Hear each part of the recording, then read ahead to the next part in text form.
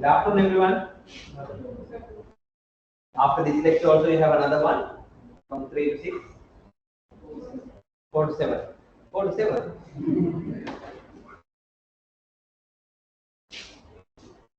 Right. I'm sorry to hear about it. During the weekend and especially being a long weekend. For me also, I feel like I would have stayed at home. Anyway, I had one more lecture in the morning. So we have almost come to an end of this topic, but I will take another 10 to 15 minutes to complete the remaining part of it. Now, we took little longer time to cover this topic because your assignment is based on this topic. I help you getting an idea about capacity, operations capacity related concepts, capacity planning decisions, and different capacity modification strategies and all. Right. So I hope you can do the assignment well now. Right. By the way, do you have any notes written on the assignment guidelines? Because I promised you uploading a guideline that I don't have much details now. Do you have any details written down on the assignment guideline?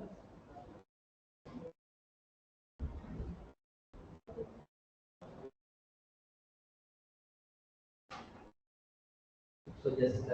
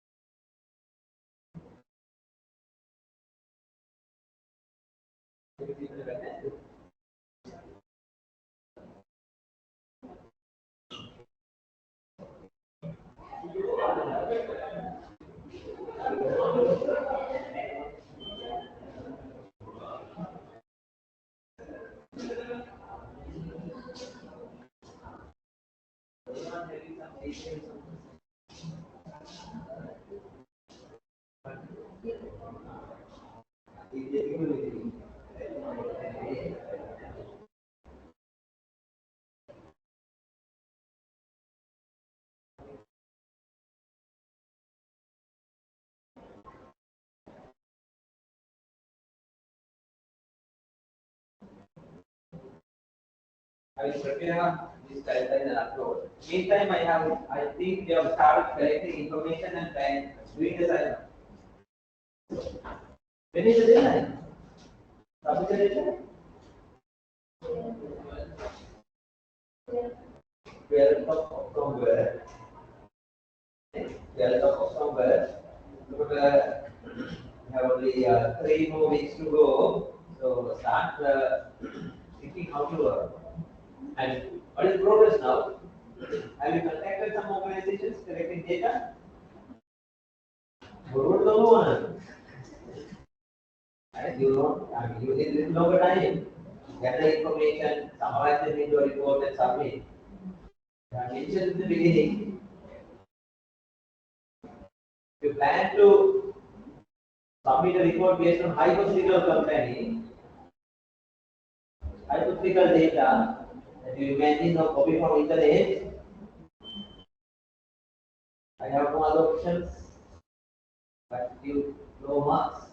Because the purpose of the assignment is to help you understanding capacity related problems of selected company, talking to their managers, identifying the practical issues in that industry, that organization. So what I can do is encourage you, motivate you to do a kind of genuine job. Select a good company, get the permission to talk to them. They allow, you can in fact visit the factory, that would be much better.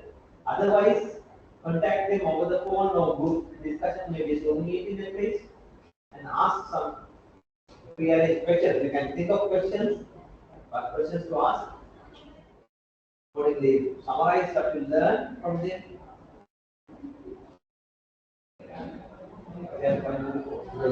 You will be having presentations also on the same content. When you present, not only me, others can see whether you have done the data collection correct.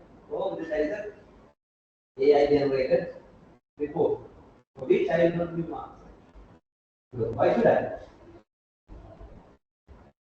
It's just to evaluate whether you plan your data collection and analyze and something. So don't put me in trouble. When you get low marks, not you, right? Some other groups. When you get low marks for CA, that is out of 40, and the value of 1 mark in continuous assessment will be 1. 36 out of 40 means you have obtained only 36 marks. But in the paper, when you get 100 marks, that equals to 60. Can you understand? So scoring well in the CA is very important.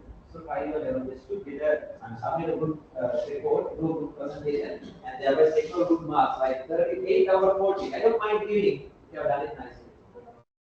It's a group work, and you need to divide the work with your group members, plan it nicely. I know you have works, other commitments, but what can I do for you? Any other advices, any other details you expect from me?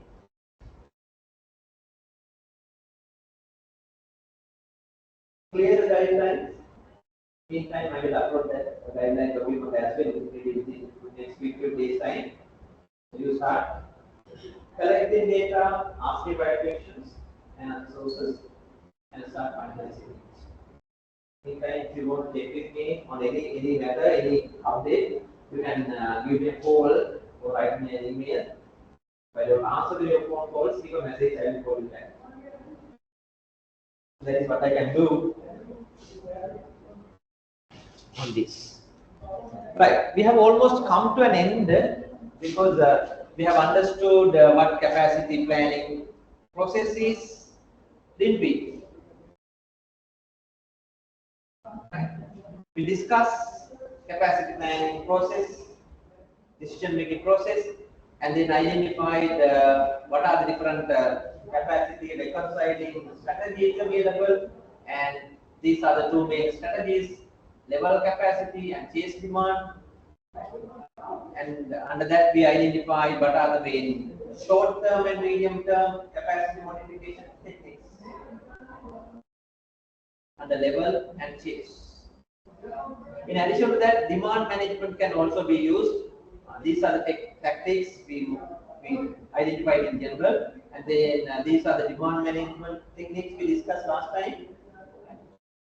And when it comes to long-term adjustments, these are the common strategies that we can see in different industries. So we have discussed everything up to this point.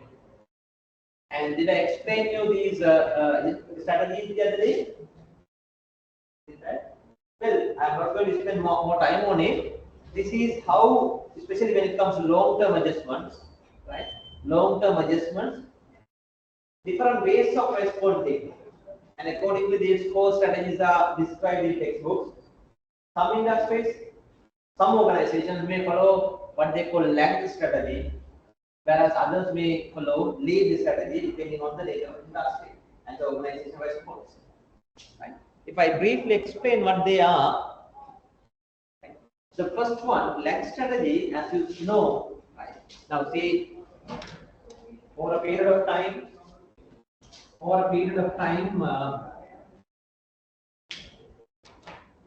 just assume this is the time axis, and this is the capacity and demand, right?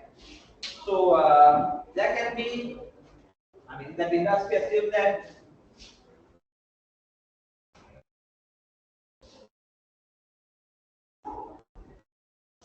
market demand is growing. Market demand is growing in a pattern like this, right? So the lag strategy here, meaning now initially they maintain the capacity at low level. So probably somewhere here.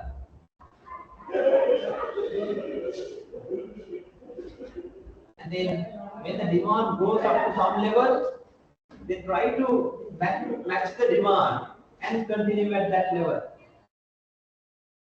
And then after some time, this is the time axis, after some time, when the demand is growing up to a particular level, then they match it and continue at that level. And thereafter, likewise. Right? So this is the capacity adjustment.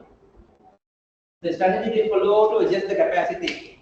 So demand takes the real, it goes, and then capacity decisions are taken after little time, little lag.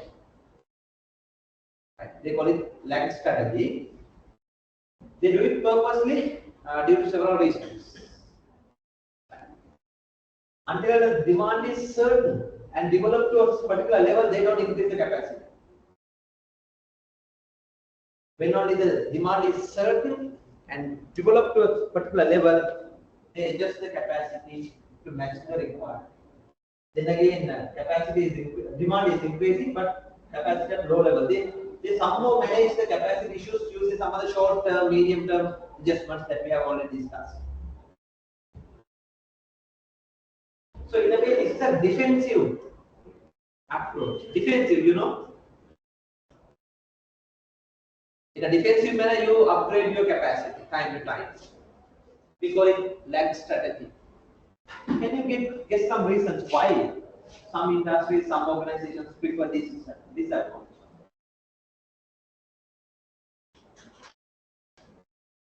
They don't respond very in advance. They don't respond aggressively, but patiently wait till the demand grows and then match the capacity. So defensive approach. Why this could be appropriate? Well, as you can understand, rather than taking huge risk to invest on capacity and expand the capacity well in advance, this is kind of risk-away strategy. Can you understand? So that you know for sure that the demand has grown up to that level. Now matching the capacity is all right. And then there can be capacity shortages for some time. They will realize they will manage it with the right capacity modification strategies, like outsourcing, subcontracting, or other levels, other inventory levels, so whatever. Understanding? Compared to that, some other industries, especially some firms, who are aggressively responding to market changes and all, may follow the second strategy. We call it lead strategy. That is the opposite of this. Can you understand it? Leading. So say now the market demand is growing in the same manner. Right. Now what we mean by lead is now knowing that the demand will be growing in future, they will be setting higher capacity levels and operate. With more than the demand, they maintain higher capacity levels. Purposely. And that is their strategy. And when they realize that capacity is going to meet the market demand exactly, and prior waiting, they will further improve the capacity and maintain that level. Before market demand reaches to the capacity level, they respond. Right? And here also they will make a investment and improve the capacity. So likewise. Lead strategy. Capacity will be adjusted before demand grows up to that level. That is needed in some industries, and especially in competitive industries, market leaders and all, they respond in that manner. Why? And thereby they get some competitive advantages. They get some competitive advantages. So those are the two.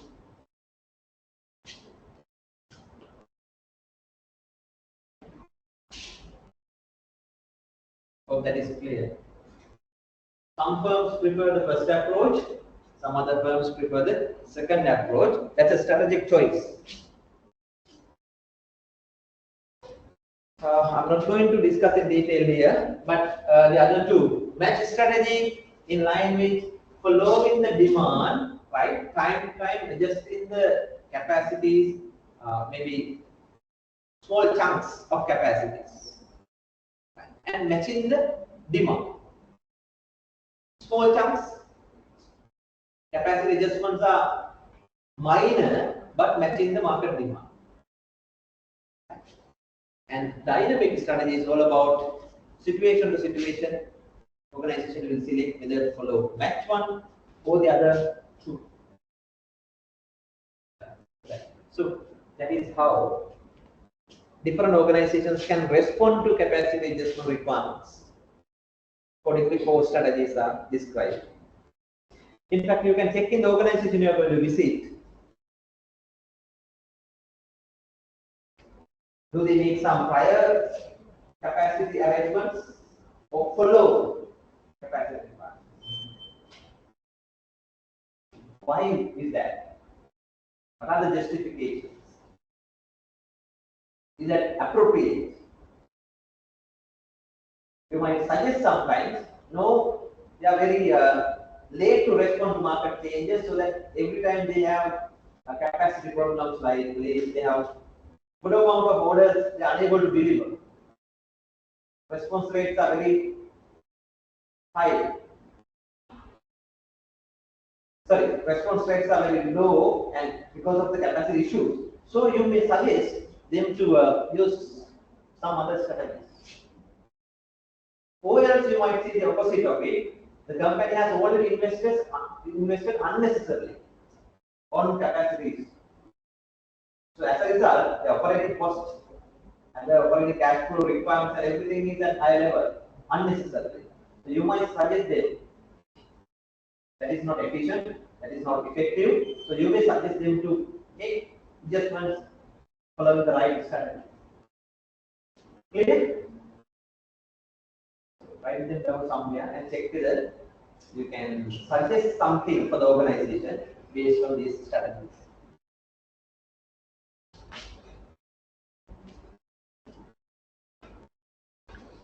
I took a little longer time to cover this topic because your assignment is based on this topic. So you should know more details. Right. And with that, we go to the last step of it. Now, especially when it comes to these long-term adjustments. Right. Now, in the decision-making process, as you see here, right, when capacity alternatives are identified, before selecting the best one, they are supposed to evaluate those alternatives in terms of financial aspects, economical aspects, and technological aspects, etc. Right. And for that, different techniques are used, especially for these long-term adjustments, because these are permanent adjustments and big investments are needed. Huge risk is taken. So for that, different capacity evaluation techniques are used. Some of them are listed in slide number 27. So most of them are from management side. Most of the techniques we use are financial techniques, financial evaluation techniques. I'm not going to explain everything here. You are much more familiar than me sometimes, right, with these techniques. These are basically known as capital budgeting techniques, isn't so? In finance, so investment decisions. So when there are different options, to evaluate different options and select the best, most of these techniques are used time to time, maybe according to the requirements or maybe according to the information available, right? They will select the best technique or two and implement and select the decision. So break-even analysis is one such technique. I'm not going to explain things in detail. Break-even analysis and other techniques. Break-even analysis, some slides are given here. Should I discuss it? I don't think so. You're familiar with these calculations. So what they are doing here is using the same equations, ratios. When we have, when the decision makers have the relevant information for different capacity investments, calculate the break-even points, and then make a decision which capacity modification strategy is more appropriate. Based on the fixed cost and the variable cost, to determine the BEP levels for different capacity investments and decide which one is more feasible, more appropriate in terms of return on investment. So I'm not going to explain all these assumptions and the techniques and even the equations, right? But I will just show you this is the equation we are using here. Calculate the BEP levels in quantity. Calculate BEP in dollar value or rupee value. We have to multiply it by the unit price. So this is the equation that we can use for that. And then the profit at a given point, we can calculate it by using this. In the exam, most probably you will not be tested on it because you are familiar with these techniques for other subjects also. But if you are provided such information like this, fixed cost, and then of the selling price and the variable cost components, so using substituting values in the equation, you will be able to calculate BEP. In this case, that is in terms of dollar value, and to calculate in quantity, we will use the other equation. So this is the BEP level.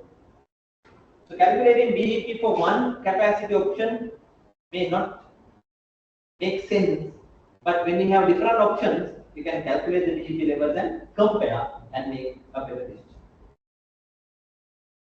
Clear? So the point where the revenue, total revenue equals to total cost. Should I explain it further? I don't think so. And other techniques, NPV, that you know, future value calculations, discounted, and then of course IRR, also same, right?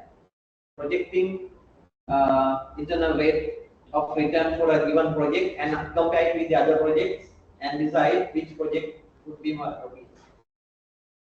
So as the EMV, expected monetary value, cost benefit analysis,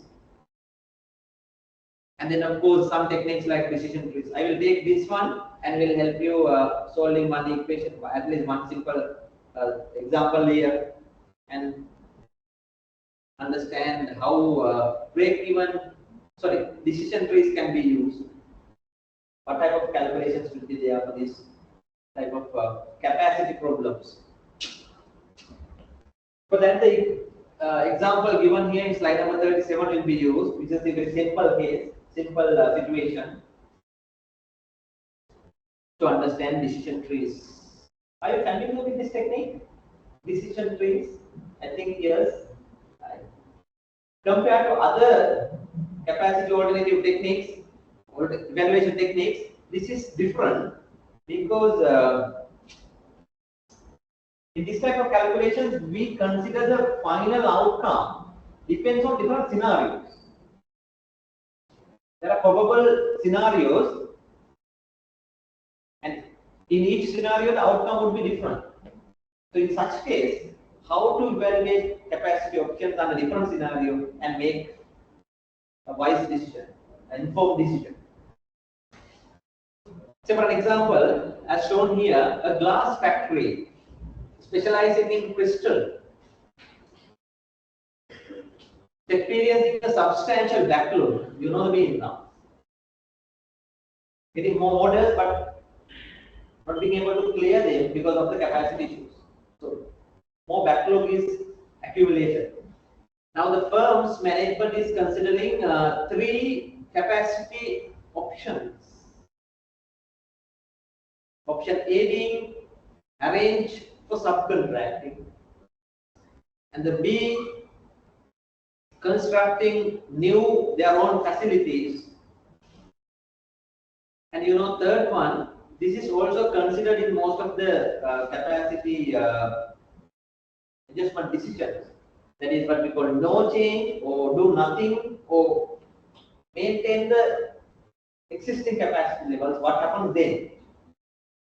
So that is of course an option in addition to the other options. So consider this and recommend the management which option would be more beneficial, more appropriate. And for that you need some more details. Here you are given some more details. It says the correct choice depends largely upon market demand. Market demand for their product. However, the market demand is not certain. It may have some conditions, scenarios. It says there are three conditions, three scenarios applicable for market demand for this product. Low demand, medium demand and high demand, for which we are not sure of. Management by consensus has assessed the probability of each market demand situation and assessed the probability. So 10% for low demand, 50% for medium demand and 40% for high demand. So to make calculations for decision trees, we need all this information. What are the probable scenarios, percentage of them, and then what are the alternatives again. Not only that, we need for each alternative under different market situations, cash inflow and outflow. Both types. Cash inflow and outflow. Sometimes such information will be presented in a table like this. Right? It's a cost analysis that reveals the effect upon the costs. It is known as the payoff table. Right? Payoff table.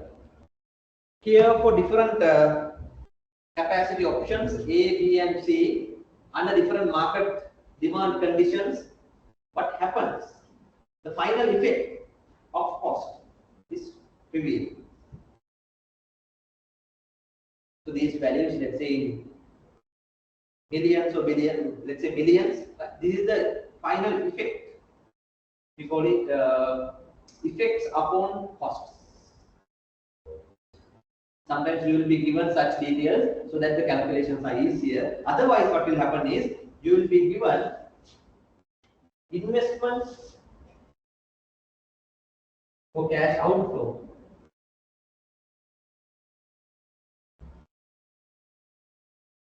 And then return or revenue. That means cash inflow. Separately for different options, for different market conditions. In such a case, you need to set off them and prepare this payoff table by yourself. Is it clear? Now this is the payoff table. So the summary. So the effect is given. Effects are given. But if you are provided cash outflow for different options and cash inflow for different options, you need to prepare this first before solving the question. Write it down somewhere. Right? So that is what you should do. In this case, you are provided a cost analysis that reveals effects upon cost. Right. If you provided this information, how can you use decision trees calculations to recommend the management best long-term capacity adjustment strategy? Are you familiar with decision trees techniques? Do you remember it?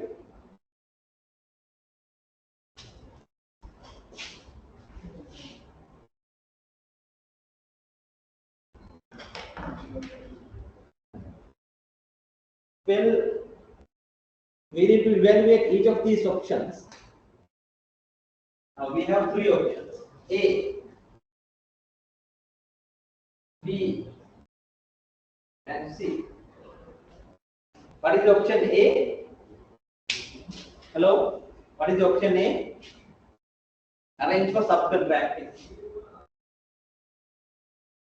Whether that is good or bad, good or not appropriate compared to other options. Likewise, the other two. Second one, construct new facilities, B. And C, continue as it is, status quo, no change, nothing, do nothing.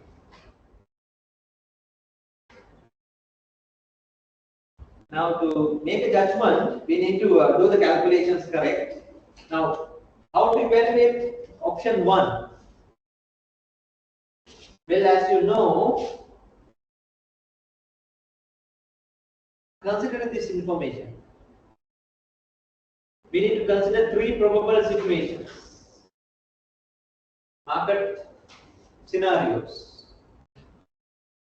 So, likewise, each option we need to consider three probable scenarios. What are those three probable scenarios? Market demand low, market demand medium, market demand high. So as the other three options, other two options, low market demand, medium, high. Low, medium, high. I will help you with one option, so you will do the calculations for others and make judgment. Now let's say first option, arrange for subcontracting, A. So we should know what is the probability of each market demand condition. It says low market demand, that is 10%, 0.1. That is the probability of low market demand, 10%. Whereas medium demand, that is 50%, that is 0.5. And high market demand, 0.4. So as in other situations, 0.1, 0.5, 0.4. 0.1, 0.5, 0.4.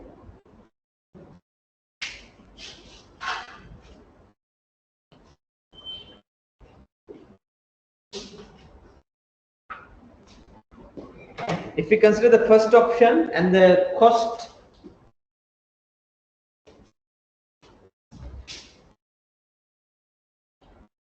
effect upon cost for the option 1, that is A, when the market demand is low, cash outflow, that is the investment, and when you set off with the cash inflow, revenue, when the market demand is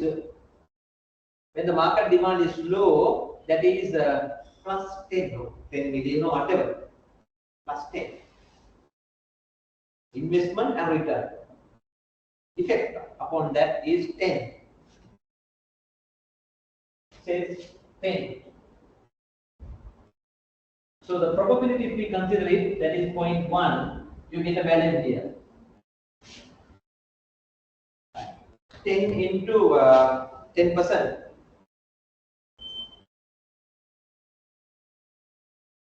Probability 0.1, you multiply it to get an answer. And how about the situation 2? Option A, market demand medium, effect would be plus 50. Plus 50. Probability is 0.5. So you get a value here. And the third market scenario is high market demand, which the probability is 0.4. So the impact is 90 into 0.4 equals, you get a value here. By adding these three values, you get a total value for option A. under three different market situations, what would be the probable net impact on the investment? So you get a value here. So likewise, you can do the same calculation for option B, that is construct new facilities using the impacts here.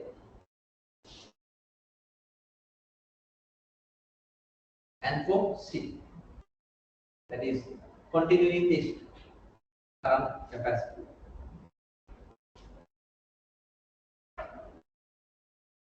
Based on the final values you get for the three options, you can recommend a better decision to the management. So what you would recommend out of these three options?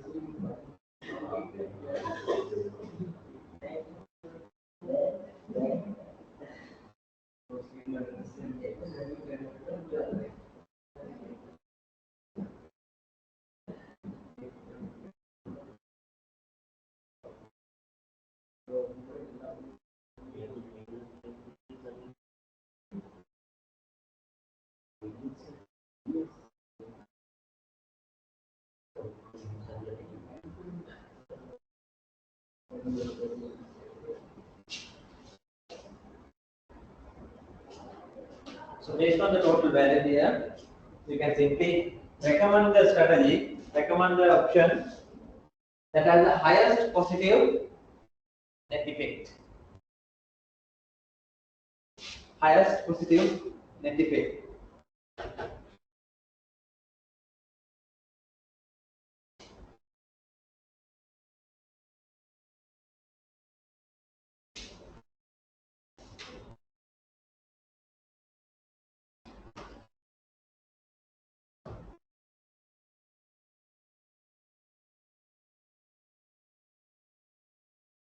So which option you would recommend out of A, B and C?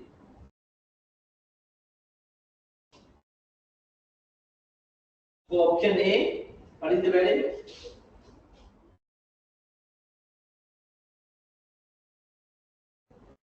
$62. Is that correct? 62. Option B,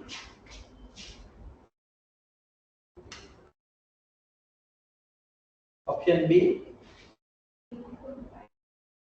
80.5.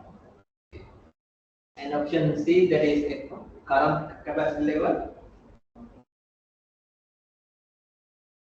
Then of course we would recommend them to implement the second option, that is construct new facilities, because that is the highest positive impact that we can. So under different market scenarios, considering their probabilities, and then the cash outflow and inflow, the decision is recommended, that is to follow the second option, that is to construct new facilities. So likewise, when the situation is given, other details are given, you need to do the calculations and show. So with that, we can conclude our discussion. So,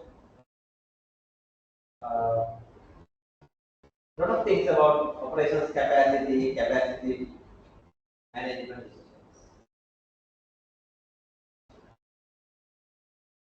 Just go through the handout and check whether you need to ask some questions for me. Especially think about the assignment, and if some points are not clear, this is the right time.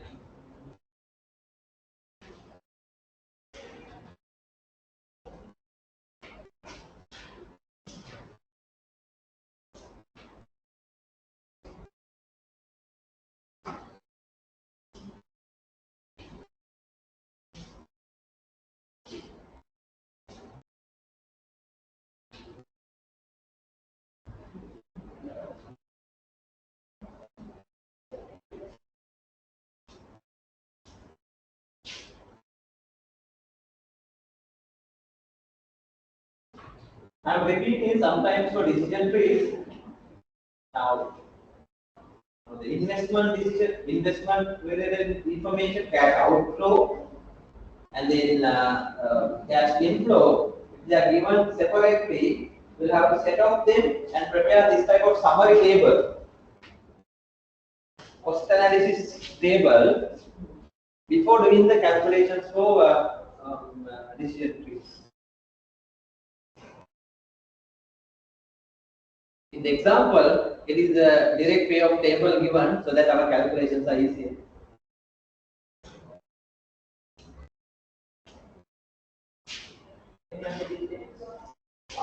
Now, how to get these values? Well, you need to identify what is the investment. If the market demand is, investment won't vary depending on the market situation. Investment information would be same. What will be varying? Only the revenue or the cash inflow, right? So the investment for different options will be given, and then the revenue will be varying from market situation to situation. So you will adjust it and prepare this summary table, payoff table, and use it for the calculations.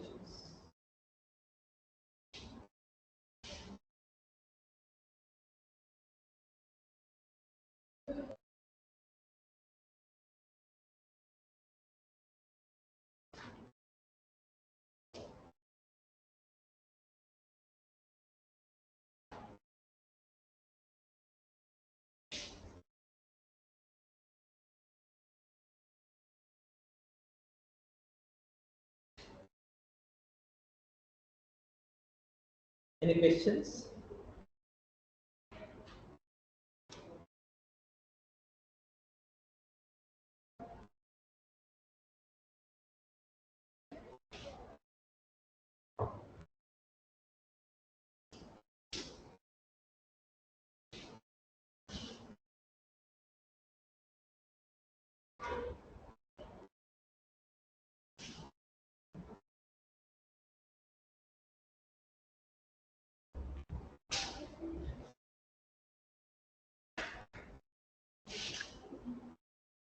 Then again, I am repeating most of these capacity evaluation techniques are applicable for long-term strategies, but for short-term strategies like this, short-term and the medium-term strategies like these, most probably the cost-benefit analysis would be calculated. Cost-benefit analysis of each cash outflow, inflow, and accordingly decide. But as we mentioned here, no, as we mentioned here,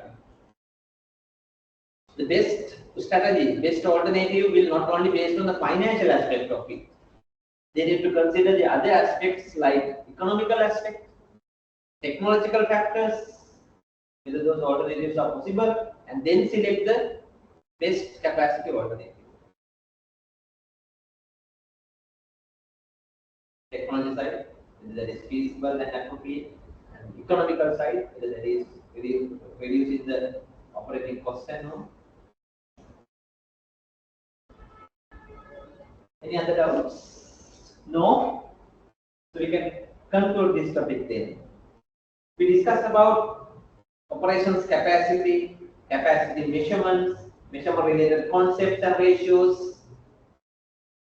We discussed about capacity management process that has 5 steps, and accordingly different capacity modifying alternatives and techniques to evaluate options, and accordingly select the best one.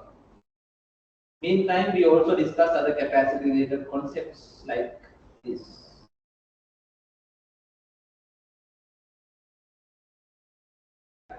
So then short term and long term capacity.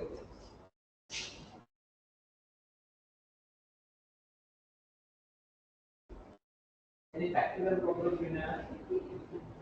Maybe coming from your organization, or maybe situation. Example you have observed in Srilanka outside.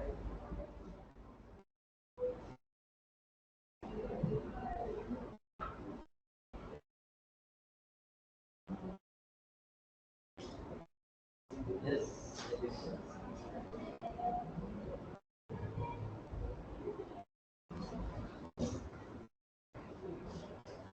Audit firms.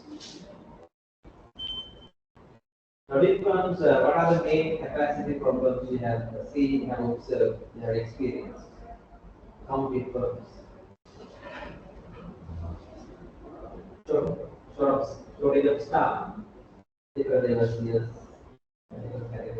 Because the operations are mainly depend on the workforce, size of the workforce. What else? Shortage of operational staff.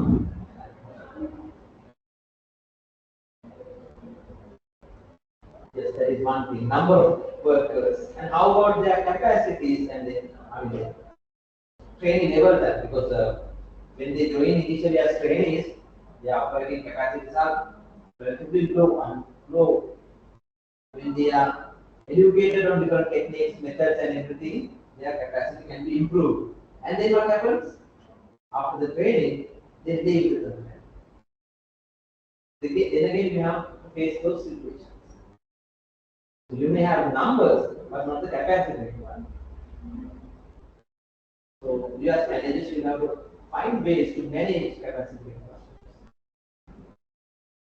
That is labor. In addition to that, you may run short of physical resources sometimes.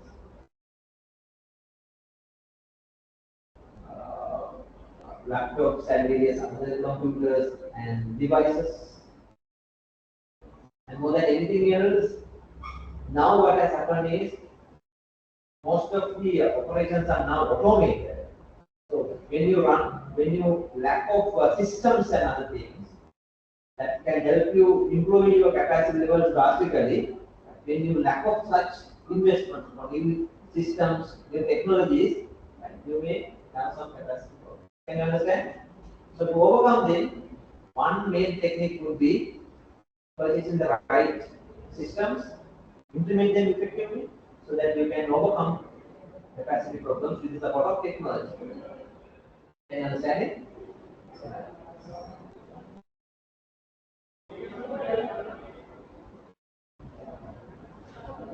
Let's look at that.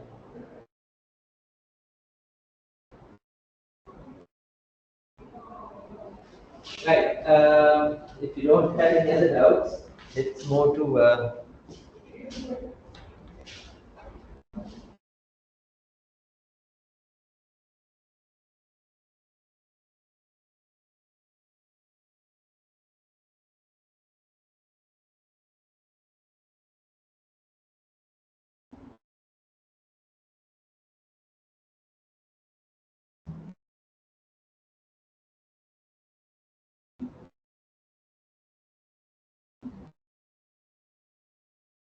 I think this handout is uploaded. You can have the soft copy because you don't have the hard copy, right?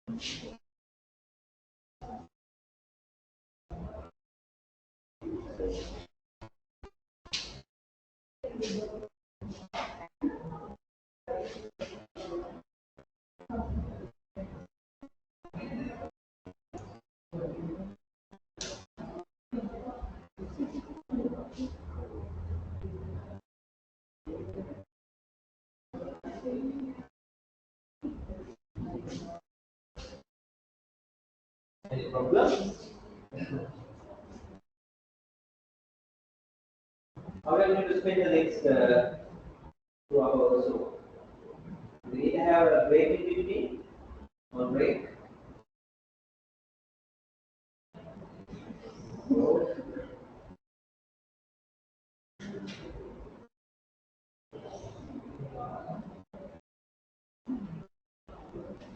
What are the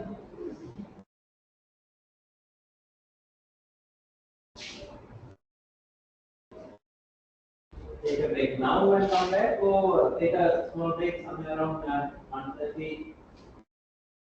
Stay there, right? 1:30, 1:45.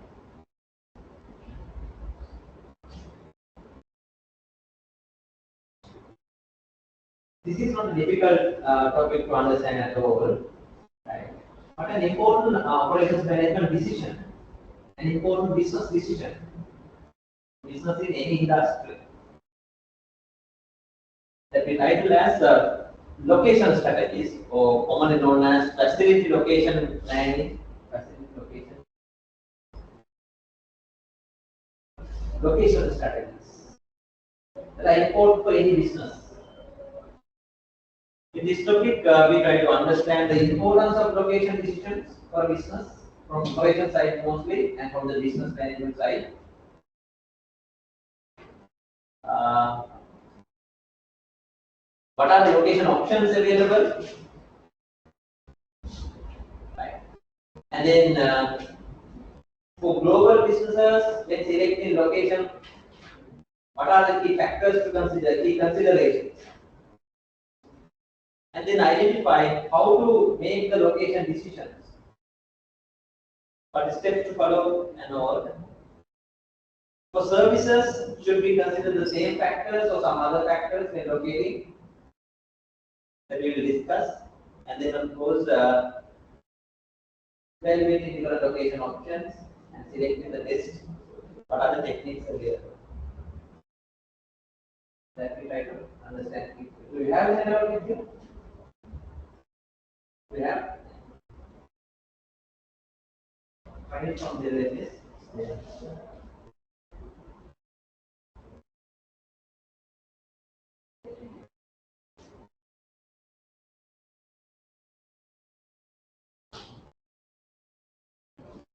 We can complete this topic today because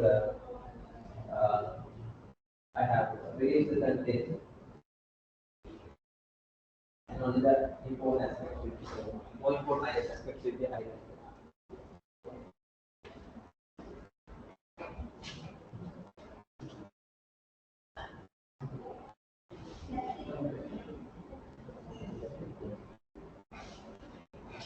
Is there a problem going on?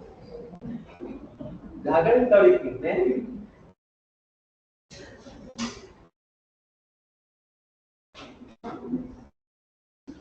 People well.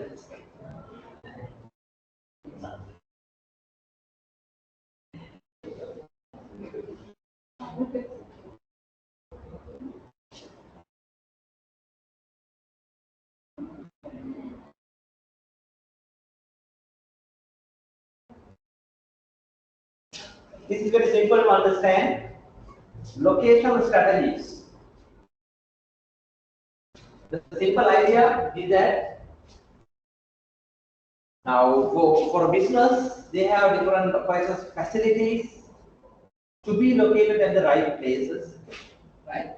So it's about facility location. That refers to selecting the best geographical places for their operations facilities. So, geographical positioning of an operation system in relation to inputs, operations, and customers. Geographical position. Locating the operations resources and operational facilities at the right places. So, what are the different operations facilities that businesses should locate at appropriate places? What are the different operations facilities? Don't misunderstand. Now, here the facilities mean, right? Operations facilities means different buildings and premises. Hello? Different buildings and premises required for maintaining operations. So, what are such facilities? Nothing else, right? Now, meaning facilities sometimes you may refer to different things, but here operations facilities are buildings and premises required for smoothly maintained operations. So, what are the common facilities needed for a manufacturing organization? What are the main facilities needed? Hello?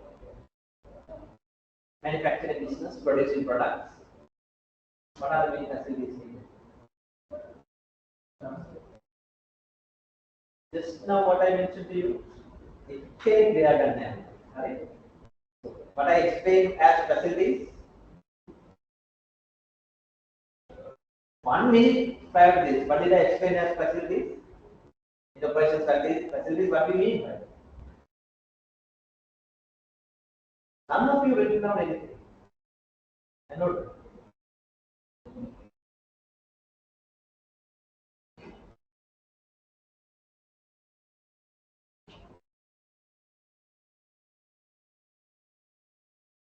Well, you may know something.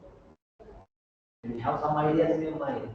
When it comes to a subject like this, when you answer the questions, you have to write the right point. What we mean by each concept, each term here. When you write down something, you don't get marks. I clearly mentioned 2 minutes ago what we mean by operations facilities. What are those? I mentioned, don't get confused because we use facilities for different purposes. But here, operations facilities means buildings and premises used for operations. What is the purpose of describing it? For you to understand.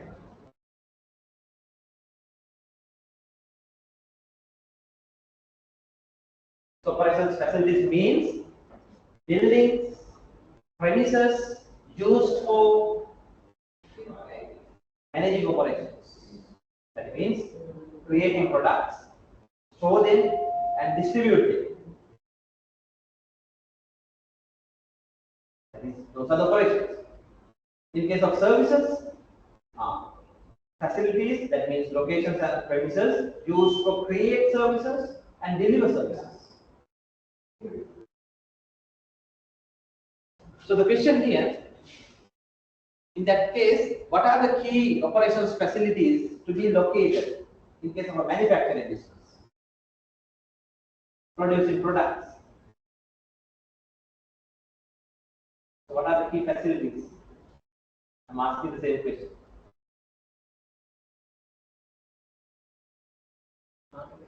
Plants, factories, okay? That is one of the main facilities. So where to locate the plant or factories?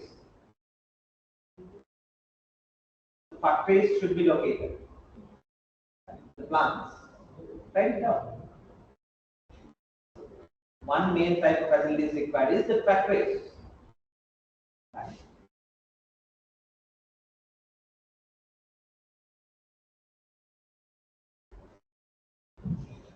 Of course, when it comes to factories, now for a simple product like biscuits or other confectionery products and all, the main production will be taken place within the same factory, right? So one factory would be enough to start production, all the products, all the parts, and complete it. When it comes to complicated products, let's say for an example like automobiles or aircrafts, hope you can imagine and understand based on your practical ideas, practical understanding. To produce a complicated product like automobile, it requires variety of parts and components, vehicle parts and components. So within the same factory, they cannot produce sometimes all the parts, all the components. So that there should be factories producing different components, maybe engine parts and various other components. And there should be plants or factories to assemble them in the final stage. So assembly factories are there. Can you understand? When it comes to products like automobiles or aircrafts, Boeing, Airbus, because it requires various different complicated parts, components that should be manufactured separately, maybe from different areas of the country or different areas of a region or different areas of different continents. That is the reality. So then they need one assembly factory or one or two assemble those components and finish the product. That is, those are factories. What else? When managing operations, what are the other facilities needed? That should be located at right places. Factories or plants and stores. Stores. Commonly known as warehouses. They need to locate warehouses also. That is another facilities needed. Warehouses. That of course could be two types. Raw material warehouses to store components and raw materials. And the other type of warehouse is finished goods. Products are produced, they are stored until they are delivered to the market. So warehouses could be another facility. Can you identify some more operational facilities relevant to different other businesses? In addition to factories and warehouses, what are the other facilities? That means other buildings, other premises used.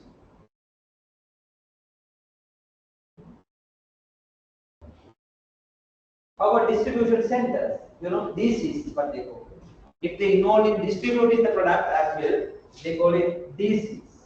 Distribution centers to cover a particular region, particular geographical area, located in the distribution centers. DCs. So as if they involve in distribution part of it and retailing part of it, they are retail outlets.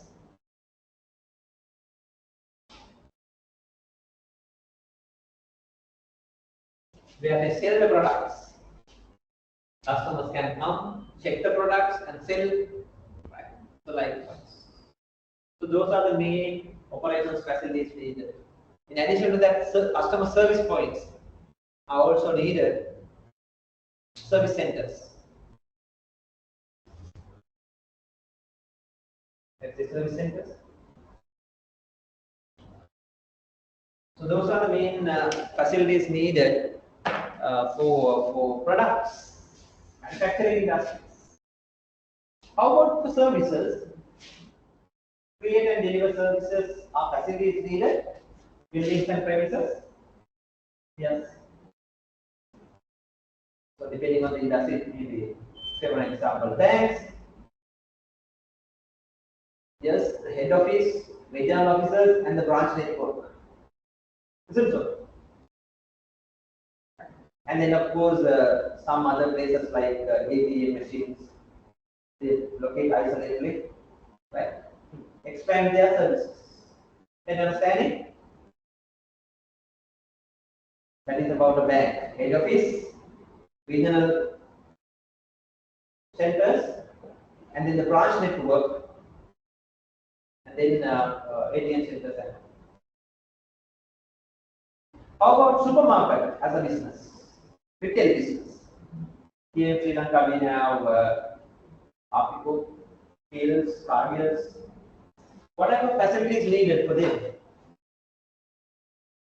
Buildings and premises.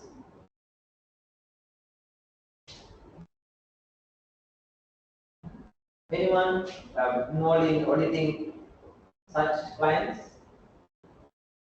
What they need? What do you think? Well, there can be head office, right? Yeah, they have all the corporate departments like finance, supply chain or procurement part of it, marketing team, right? Other corporate sections will be located in one place, head office. And in addition to that, there can be central warehouse. So they mainly store or deliver products to the central warehouse. And in addition to that, their retail network. Can you understand it? And to make sure smooth product supply and all, they will have established different warehouses, distribution centers, different places. Can you understand? So business to business, industry to industry, what facilities are needed, that may vary.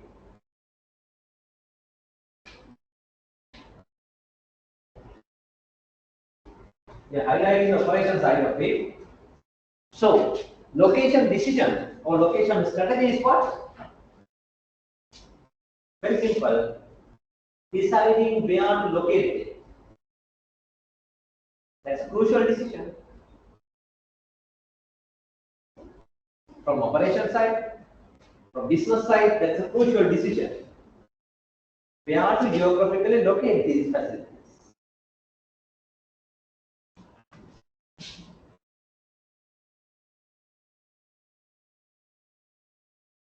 That is a very important decision. As you see in slide number 4, this is one of the most important decisions a firm makes. A strategically important decision for both manufacturing firms and service firms. It affects on cost mostly, both fixed cost and the variable cost. And now when you look at global supply chains and all, this decision has become global in nature. Not only within a country, at least few countries, few regions, deciding where to locate has become global in nature. Especially in multinational companies, cross-border companies. And location decision is a relatively infrequent decision. Meaning that you don't make every month, every year. It's a long-term decision. Once you made the commitment to a location, you'll have to manage all the other operations and other issues arising from that location.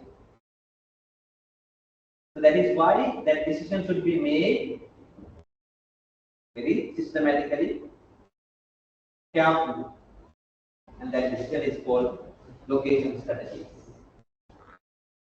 Here in this topic, we try to understand what are the factors to consider, how we should make this decision, and thereby facilitate our operations activities in smooth manner. So that decision is called location planning or location analysis decision. It is the process of identifying the best geographical location for a manufacturing firm or for a service firm. Clear?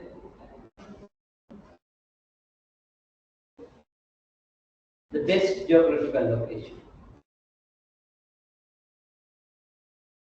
If not the best, select the most appropriate location. Write it down that one also, because some of the best location can be there but already occupied by some other firms. So you won't be able to go for the best but most appropriate place. So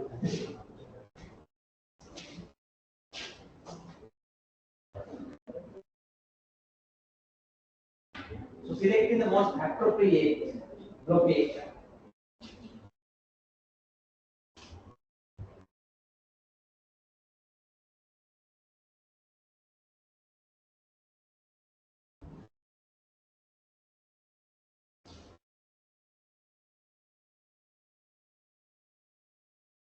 Selecting the most appropriate location, if not the best, so that there can be some locational advantages.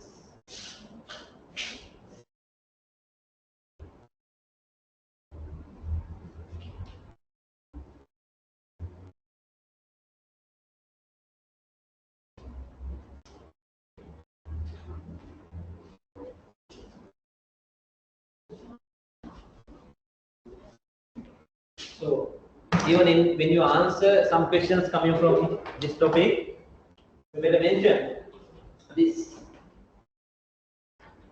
In making the right decision, our intention is to aim at locational advantages.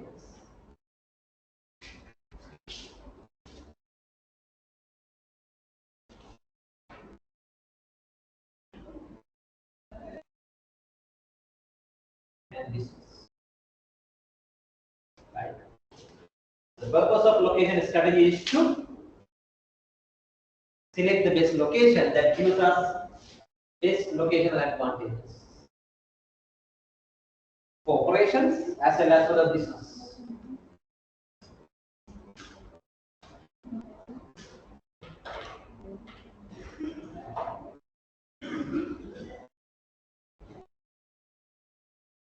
When you think, you will understand location. They give the business a lot of locational advantages if you select the right place. If you locate them in inappropriate places, well, there can be locational disadvantages. So in this topic, we try to understand how to maximize locational advantages, making the right choices, how to minimize locational disadvantages. For that, how to make this decision, what to consider.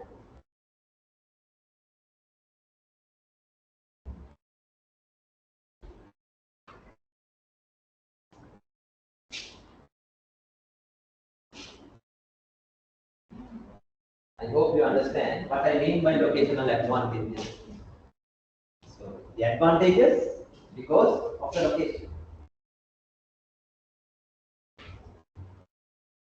Well, depending on that, there can be two main approaches to look at. One is called cost focus, what we call supply side influences. Now, one location advantage would be cost advantage. Aiming at that, we can decide location. When it comes to cost, what is the advantage? When it comes to cost, advantage will be the lowest cost, minimum cost. Simple. So the location advantage in terms of cost, that could be the cost advantage. This approach, they talk about selecting the location based on the minimum cost. Location of cost advantage, which is mostly relevant for manufacturing businesses. So this approach is mostly used for manufacturing businesses.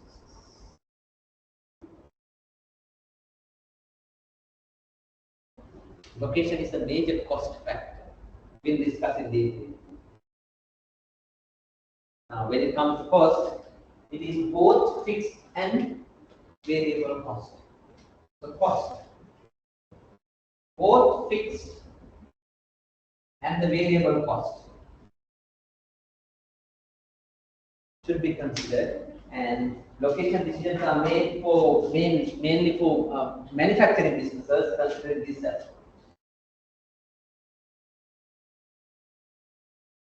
we'll discuss in detail later. Another locational advantage is revenue.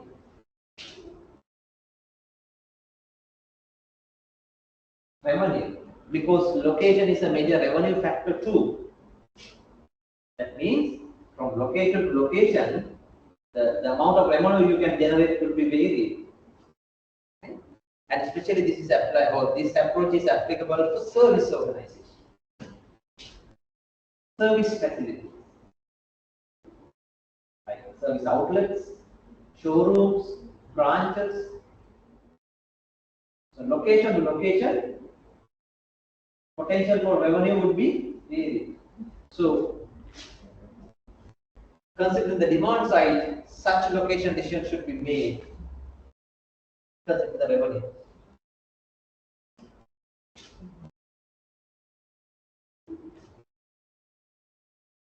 Is that clear? So there are two approaches to the list to get the location of advance. First approach, cost approach from the supply side, and then of course the second approach, revenue side.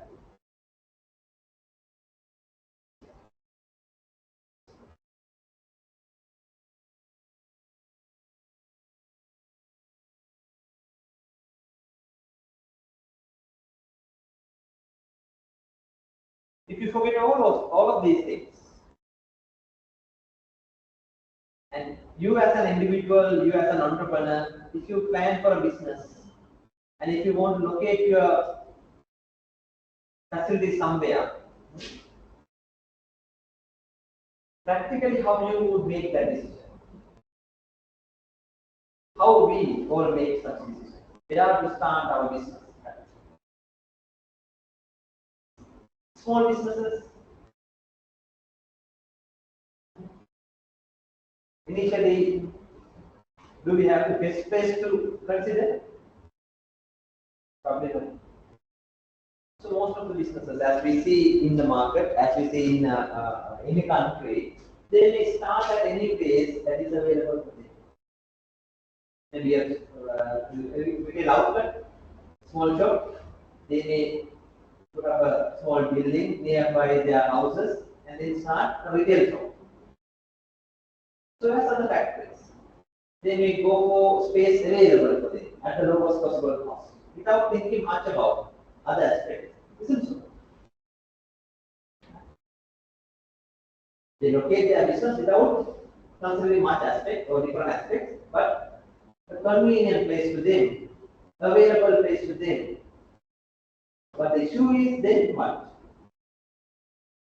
You put up your retail outlet, retail shop, and maybe your customers will come. Will they come? If they have not located the outlet at the right place, they won't come. Sometimes it is inconvenient them to come from the main road and buy stuff from your place. Sometimes nearby there can be other shops that they can easily go there, not coming to your place. Competition is high. If you have not evaluated those aspects, you have not made the right decision. That is true for a small business, that is true for medium business, and that is true for large scale business. In this topic, we try to understand how to make location strategies better. And for that, these two strategies will be important. Cost-based strategies, revenue-based. After a small break, let's continue from here. I hope 10 minutes would be enough. That we will be meeting around 1:45.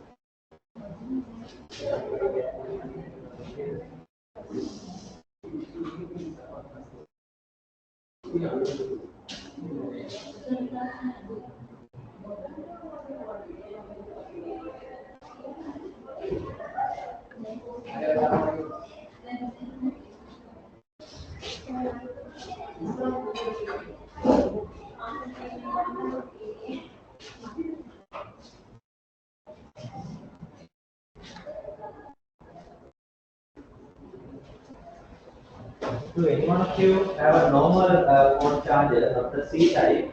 The other one, not the type C.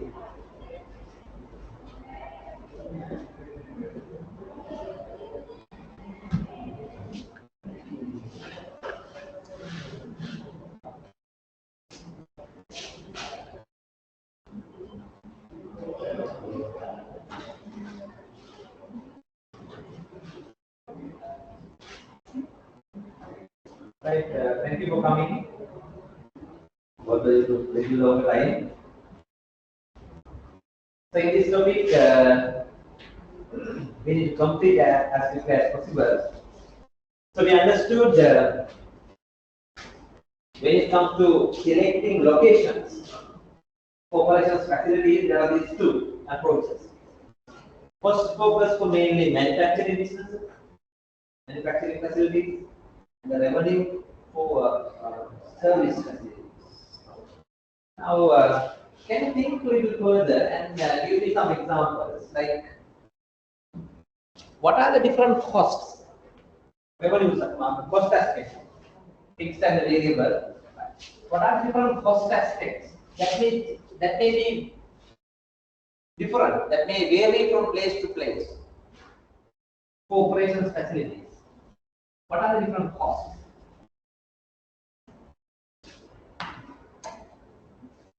We have an idea.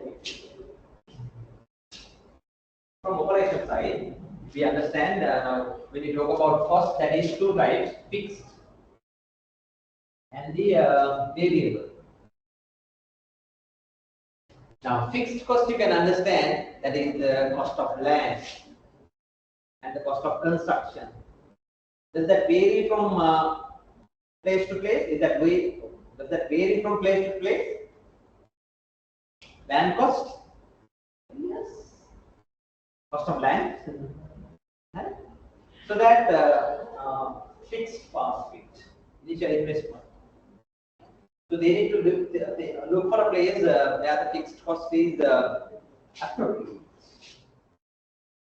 When you think of factories, manufacturing factories and all, we can understand it. They require more space, spacious lands, spacious buildings are needed, so that the fixed cost would be huge. So, hello, for factories, for manufacturing organizations, the fixed cost is one aspect that they need to consider. In addition to that, the variable side. What are the variable costs applicable for manufacturing firms? That may vary from place to place.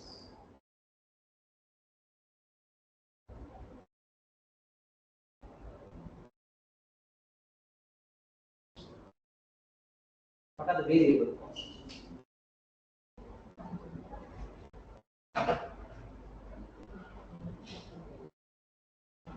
You don't understand it, or you are not willing to share, or what? I don't think, by looking at your faces, you're mature people and you are coming from industry. You should have a kind of business sense now, right? So what are the different variable costs that may vary from place to place? Transportation or delivery cost. Yeah. Transportation or delivery cost will be vary depending on the location. The transportation cost. Transportation cost, mainly the raw material transportation first of all, right? And then of course finished products when they are sent to the market, that also. So likewise, what are the other variable costs that may vary from place to place? Labor, would that be vary from place to place? Of course, yes. Right. The cost of labor may vary from even within the country, from province to province, district to district, from urban areas to suburbs to village areas, rural areas. Labor cost may vary. Good. What else?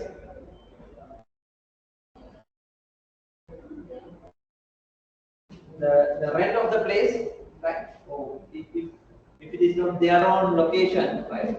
Or maybe the rent,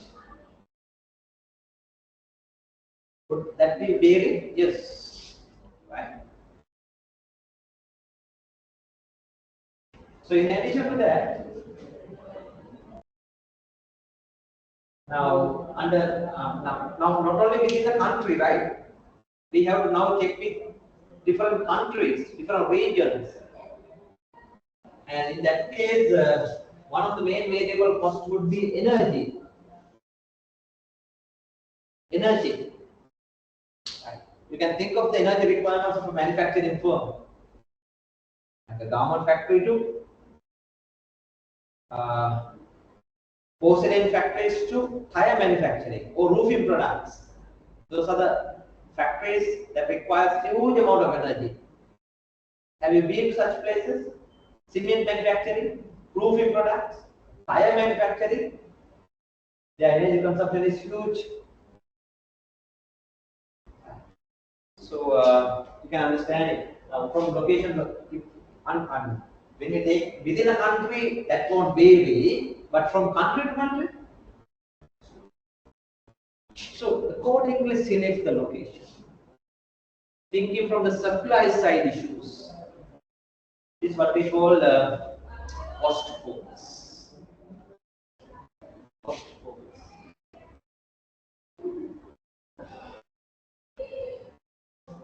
If you think in that line, can you name me few organizations, few locations and the organization that you think those are most suitable locations for such businesses, such facilities? What comes to your mind? Good location decisions that you see here in Sri Lanka. Manufacturing organizations, MES factories. Have you been to at least few places? Have you seen where they are located? Right. Some of them are located within processing zones, right. And some other factories are located in maybe suburbs to urban areas. Have you seen? So I also agree when she says most of the MES government factories are located at most appropriate places in terms of their labor requirements. They can easily and at low cost they can recruit labor. And then of course transportation and all, you know, MES is a huge business, a group of companies. So for a particular product, they have product clusters. Factories are organized as clusters. So accordingly, they have located their factories at most appropriate places. To give an example. So write it down, and likewise, think of one more, a few more examples.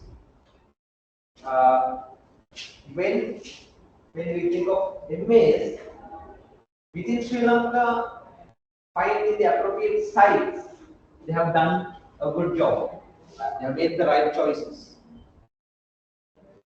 In general, when they select Sri Lanka as a country for apparel manufacturing compared to many other countries, is that a good location decision?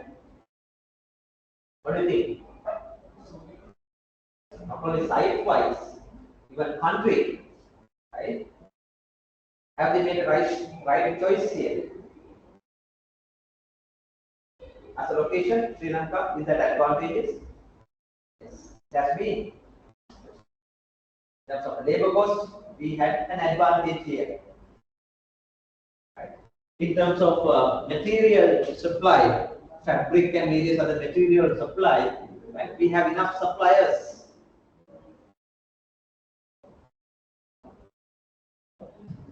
Suppliers and supplies. So Sri Lanka was a good destination for that. And then of course land cost. They initially established their businesses here. They could afford and they could locate their factories at most appropriate places. Spend wise or maybe the fixed cost, location cost. About energy, Sri Lanka was a preferred destination. What has happened now? After 1.5 decades, 2 decades time in apparel industry, and when it comes to operations requirements and the location advantage, do they still have the location advantages here? That is problematic, especially in terms of labor cost. Because of inflation, salary adjustments and everything, Sri Lanka is no longer the low cost destination they expect. Understanding? So look, Sri Lanka has become less advantageous for it. How about energy? Energy cost during the last 1.5 years or so. That has impacted on many different industries. Apparel industry is also one such. Almost double or triple. Right. So that reduces the locational advantages in Sri Lanka. So what they have done actually, in terms of their location strategies, now what they are doing, they are relocating their facility to get the cost advantages. They are in the process of relocating. Some of them have already relocated, and for various other reasons also they are relocating. In the sense, that's also a strategy, relocating strategy, which means discontinuing their operations here or reduce them here and slowly starting operations somewhere else. Relocating strategies, which are needed time to time. They have to evaluate the conditions and take the right choices. MX. Why I am sharing this information? That is needed. Any other examples in your mind?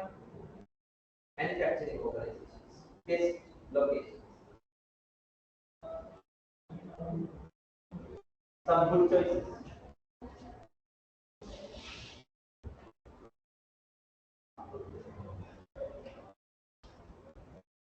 Please think.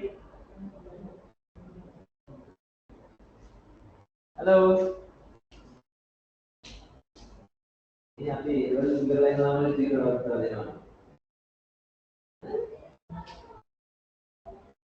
Manufacturing industries, manufacturing companies will be.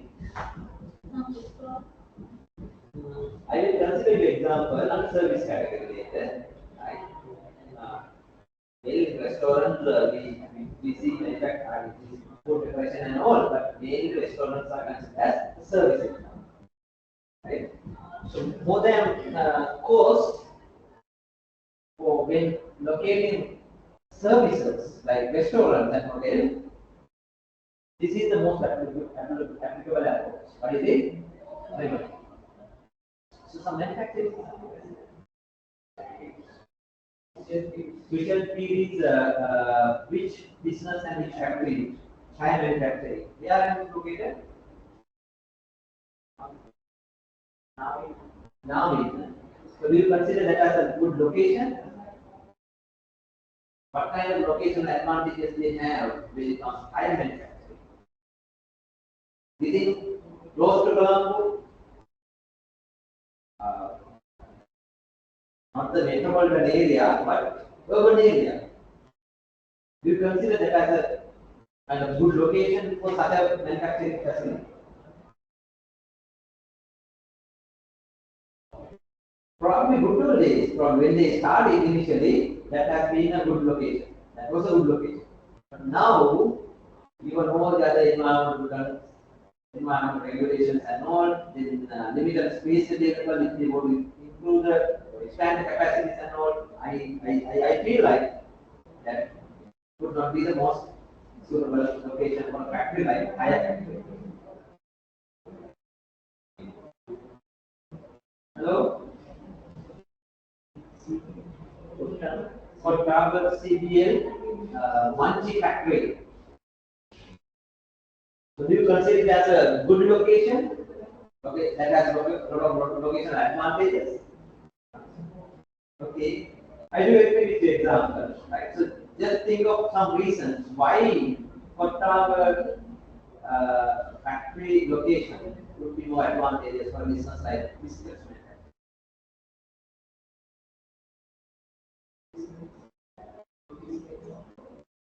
Okay, location.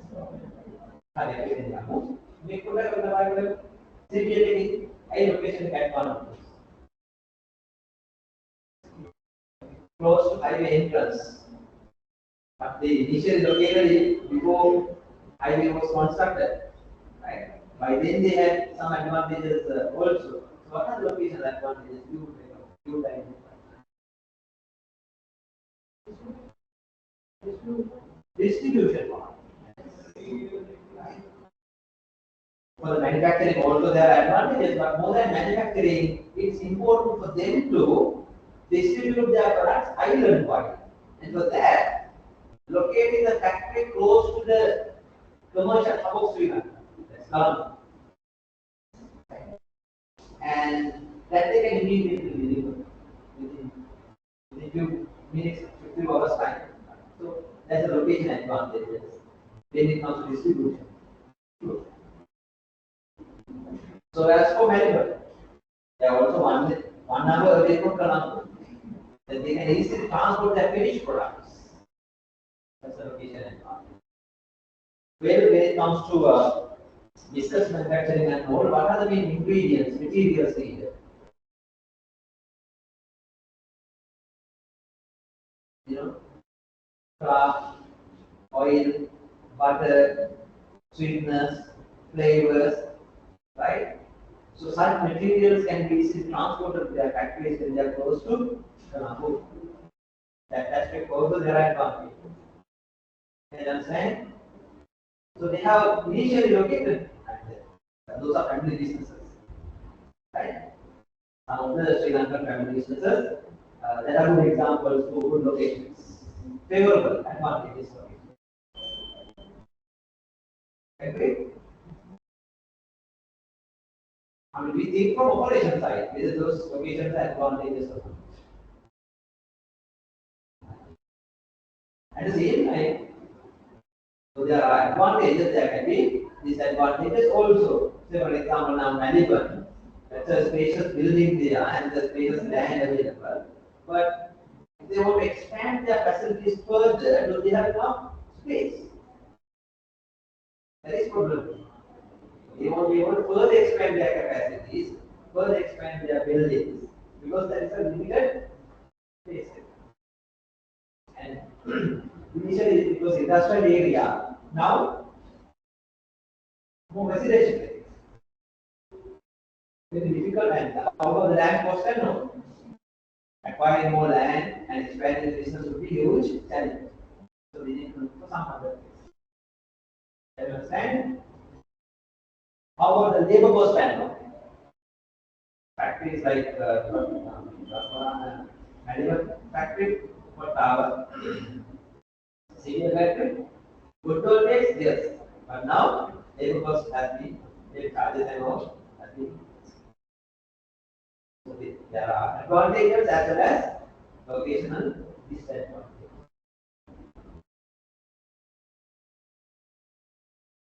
Just share these information and the examples coming from the book because that is important to understand the importance of it.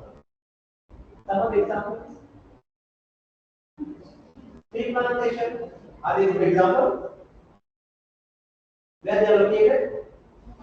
In most appropriate geographical areas and the best weather conditions and more. Tea plantation. And in the factories, tea factories are they are located very close to plantations. Why is that? Why is that? The main ingredient, the main material used for tea factories is fresh tea leaves. That should be collected day-to-day basis and sent into the production on the target within few hours time.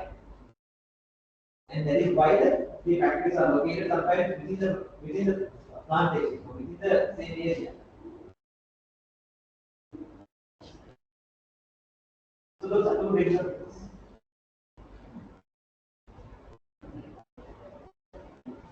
That minimizes the cost. When it comes to another example, and some examples like oil refinery. Here in Sri Lanka, we have a very old oil refinery located in Srilanka. Thinking about the operations, do you consider that as a good location? Srilanka. What are the plus points? What are the negative points of the location? Plus points first. Plus points first. Here go ahead. Easy to distribute, right? The finished product, that is petrol, diesel, or whatever other products, right? Can be distributed either by that is one advantage. True to some extent, yeah. Close to harbor. Is that important? Is that important? That has been the main reason. Can you understand it? Because to maintain operations there at oil refinery, what is the main ingredient? What is the main material needed? That is crude oil, not available here in Sri Lanka. 100% depend on imports. So, oil refinery is located very much close to harbor, so that they can initially, and they have this, I think, pipeline connecting harbor and oil refinery, so that from ships directly crude oil can be shipped to oil refinery. That I mean. So we have to locate the refinery there. Not very much close to harbor, that's dangerous, but close to harbor. Very good.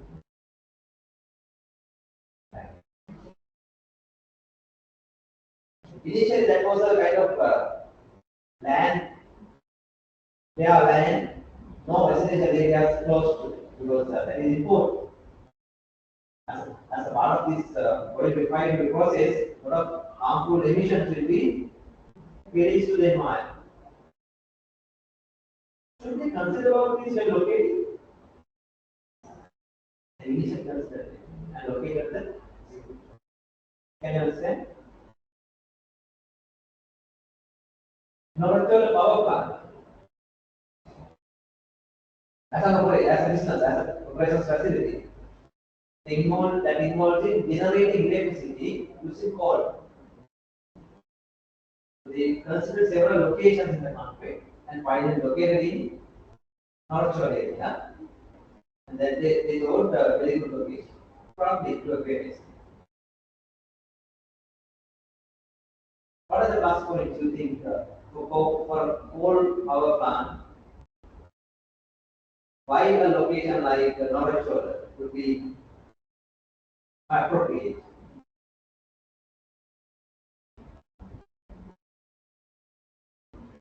Some plus points of the location. Thinking from the cost side,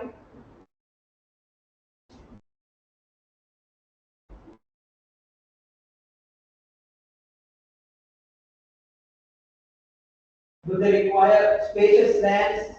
Spacious land for a facility like for power plant? Of course, spacious land. They should look for lands that are available at low cost. By then, that was a less populated area, and that is why that place was become low cost land cost. What else? Weather conditions. Operations like coal power plants, right? So that should be away from extreme weather conditions. That is easier to, so that they have considered such factors. What else? There can be some other factors you will identify. Why coal power plant not showing?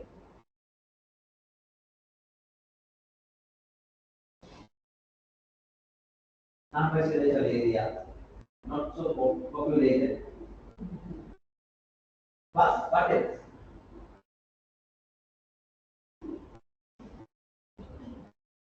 What is the main supplies required for coal power plants? What is the main supplies required? Coal. 100% imported. We don't have coal in Sri Lanka. So they should be able to make sure a smooth supply. Have you been to another power plant? Have you been? So how the supply arrangement?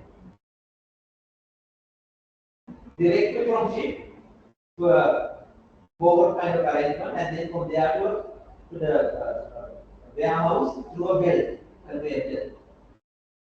At the lowest transportation cost, they could deliver, unload coal from ships and transport them to the 5 kilometers distance. That they can understand. So from operation side, that has been the most preferred location. Can you understand how carefully they have selected the locations? Because there are a lot of location advantages. Not only within the country, even between countries, between regions, across the globe, companies look for the best locations. We'll discuss in detail. That is from the cost side. Revenue side, well, as you correctly mentioned, restaurants. The revenue of the restaurant depends on the location. That means number of people living in that area, size of the population. Is that all? In the last slide here, we will see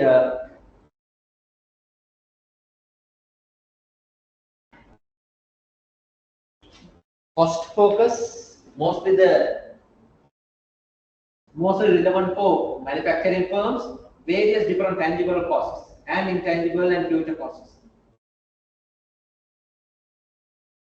When it comes to revenue focus, that is mainly relevant for services, retail operations, and then retail businesses, and then professional services. So most of these revenue factors, like the size of the market, customer growing area, and their purchasing power, the competition in the area, right? And opportunities for more advertising and the pricing impact and all, and other physical qualities like parking facilities, accesses, security, and other things. So likewise. Hope that is clear. So when making these decisions, as you see in slide number 12, making location decisions in a systematic way is important. And for that, textbooks explain these steps for making appropriate location decisions. Appropriate location decisions. Right? Now, this is not a hard and fast rule, but a generic guideline. First of all, decision makers should determine what are the dominant location factors relevant for the decision. Key factors to consider. Then the second step is to identify location alternatives. What are the places? And accordingly do the evaluation of different alternatives and select the best one. That is how locations should be selected. When it comes to evaluating different locations and selecting the best one, there are different techniques used. Some of them are quantitative techniques and some of them are qualitative. And there can be few that integrates both qualitative and quantitative techniques. And there are such techniques mentioned here that are commonly used for location analysis. Some of them are quantitative, almost everyone, except the first one, This is mixed method, but most of the other decisions techniques are quantitative techniques.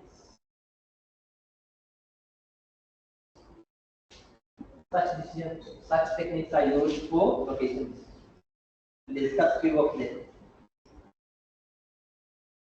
as quickly as possible. Clear? And here also you will see the same techniques now. Last two slides. Now, for manufacturing organizations, some techniques here, and for services, same techniques plus some more. So we will select a few and explain a few.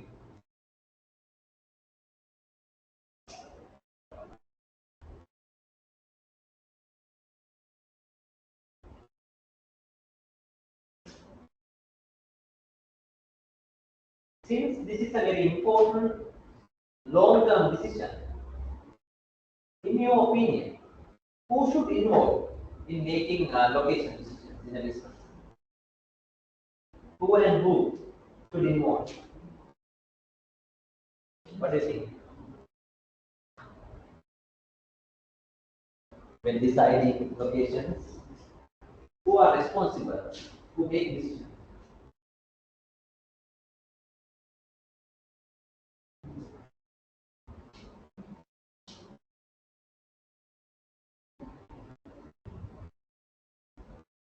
Can operations manage, although we discussed it as a topic of operations management, can operations managers be responsible for the entire decision? No, shouldn't be. Yes, there are suggestions, the ideas should be considered because location will directly affect the operations. So operations managers' ideas, suggestions, recommendations should be considered.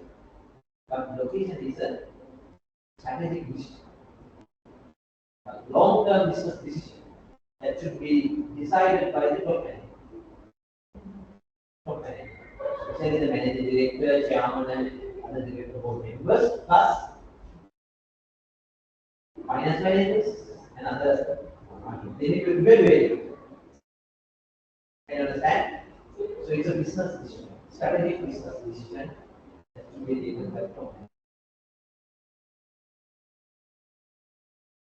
Write it down. Who should take the decision? Who should take the location decision?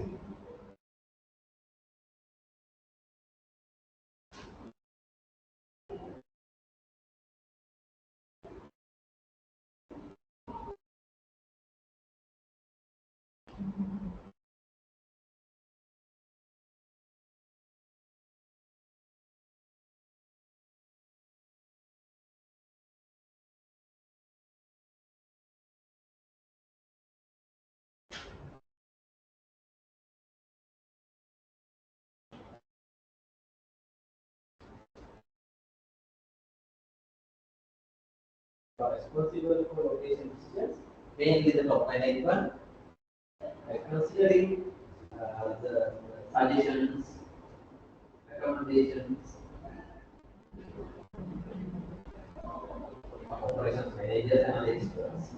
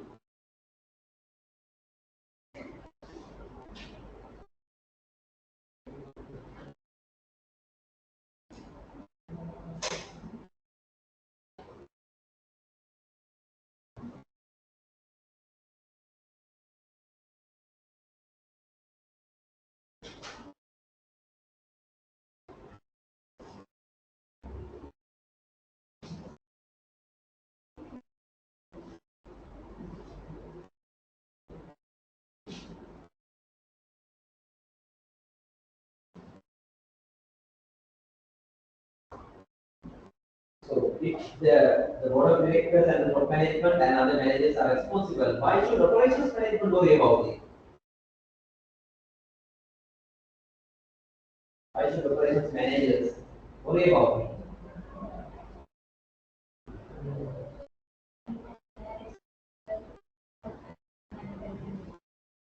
They are responsible for managing the facilities and then make use of the facilities and perform better so that the location should be advantageous for operations. That is why. So there are many operations aspects that is affected by the location. Whether that is manufacturing one or service one, that is one. Now, as we already identified, various different operation aspects will be affected by the location. Material supply, labor cost, energy, and other supplies. Everything depends on the location. That is one. So let's quickly identify how to follow these steps and make location decisions better. To make decisions better, we are recommended to follow these steps. Step number one, we need to identify what are the most important location factors. First of all,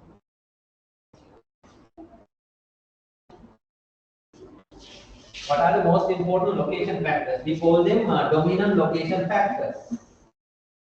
As we have already identified like this, there are different location factors to consider.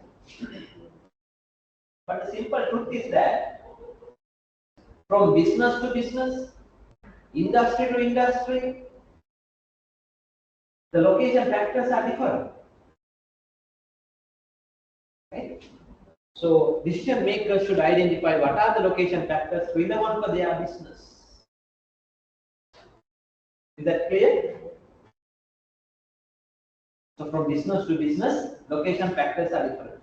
Say for an example, like a tire manufacturing factory and biscuits manufacturing factory. Factors relevant are different. If you compare these two with a service example, like a restaurant, right? Factors relevant for restaurant would be totally different. Can you understand? So first of all, decision makers should identify what are the dominant location factors relevant for that industry.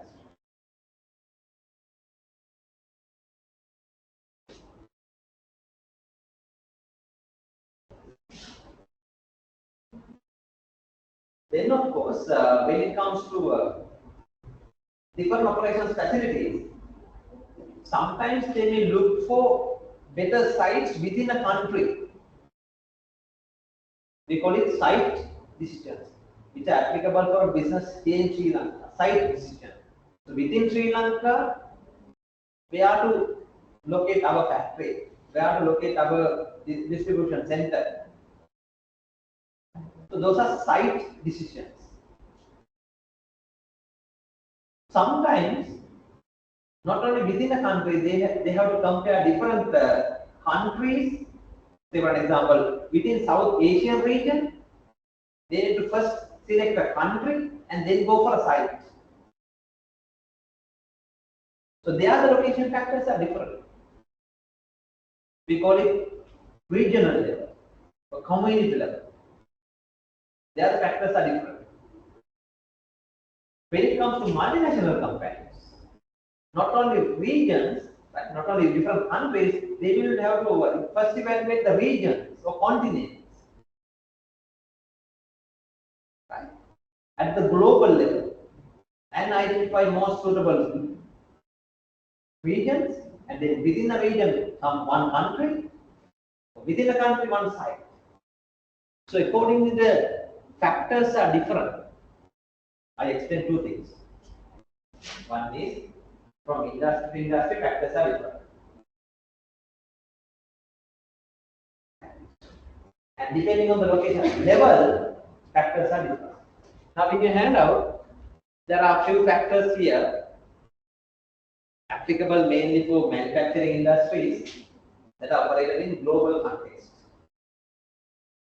Manufacturing facilities operating in global context, like the Toyota or any other automobile factories. Toyota, Honda, Volkswagen, or any other. So as apparel manufacturing, electronic products like televisions, mobile phones,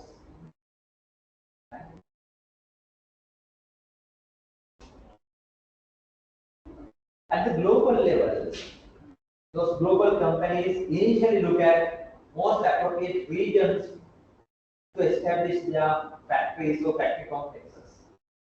We call them global location factors.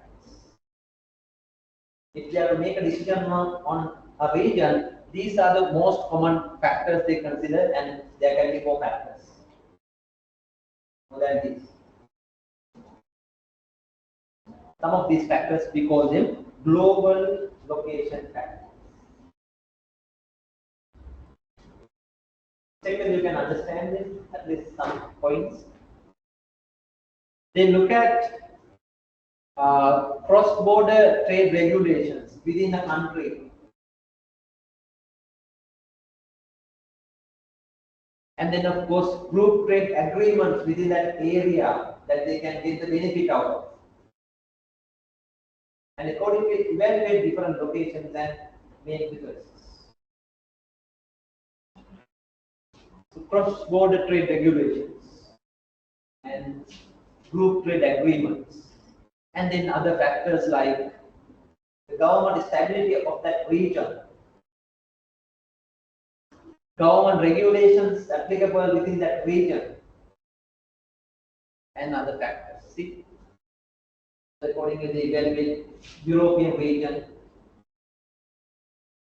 Central Asian region, Africa, South Asian region, Southeast Asian region, or US, different regions, and select most appropriate region first, based on some of these factors. Is that clear? We call them global location factors.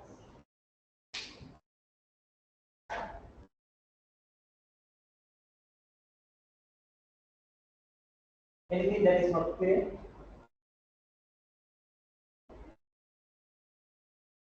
Economic stability and economic growth of that region. The available political systems, legal systems within that region. That's macro factors, not industry specific. But they look at it and decide, okay, whether we should make an investment to establish our facilities there. Climate, this is the weather conditions, natural climate conditions, and even the culture, and of course exchange rates.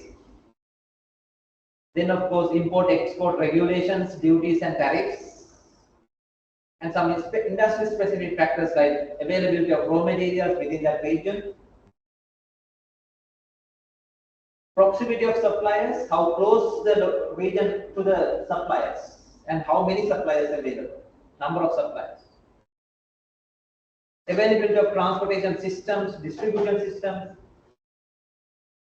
cost of labor, education level of labor, availability of technology and commercial travel facilities, technical expertise, so likewise. Those are the key factors there. We call them global location factors. At what level they are used? At the global level, to select different regions first. Now, here is a simple example how Volkswagen located their parts manufacturing factories and then assembly factories, and then where they are selling their products and all. Right? That is to get a simple idea. This is true for any. This is true for any automobile brand. Toyota to Benz.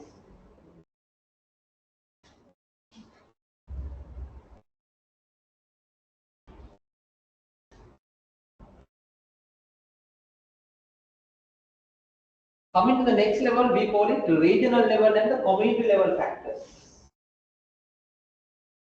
Regional level or community level. Now, if you think of a region like USA, the entire country extremely big that has different states within the country. So each state is different from each other.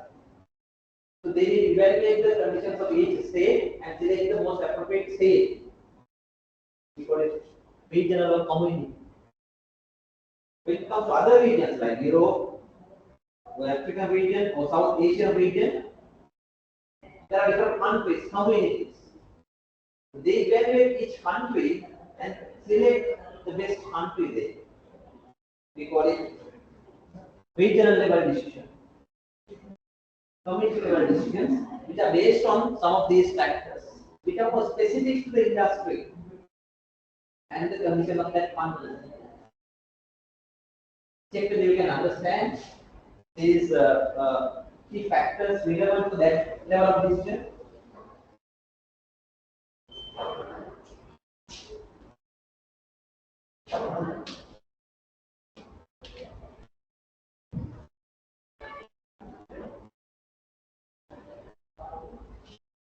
Which factors are not clear to you?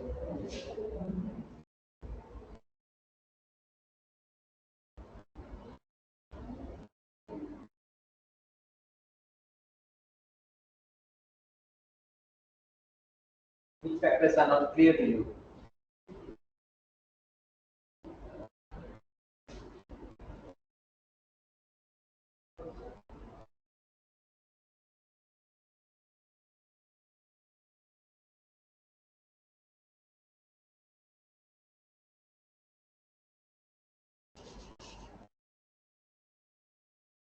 At what level these communal factors or regional factors are used? Regional level. Evaluate different countries and select most suitable countries. So for that, some of these factors are used.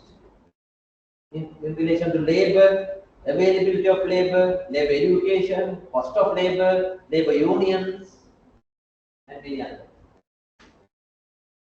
And proximity of customers, number of customers available, availability of infrastructure facilities like roads, energy, etc., and other factors. Second, you can understand.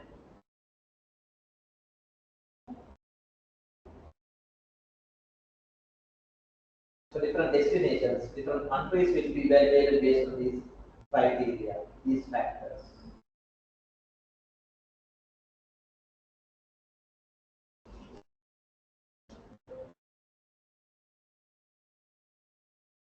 You may not understand anything, so feel free to ask some questions.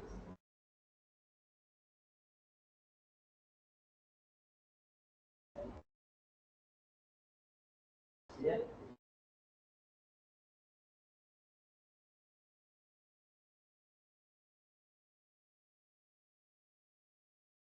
Clear?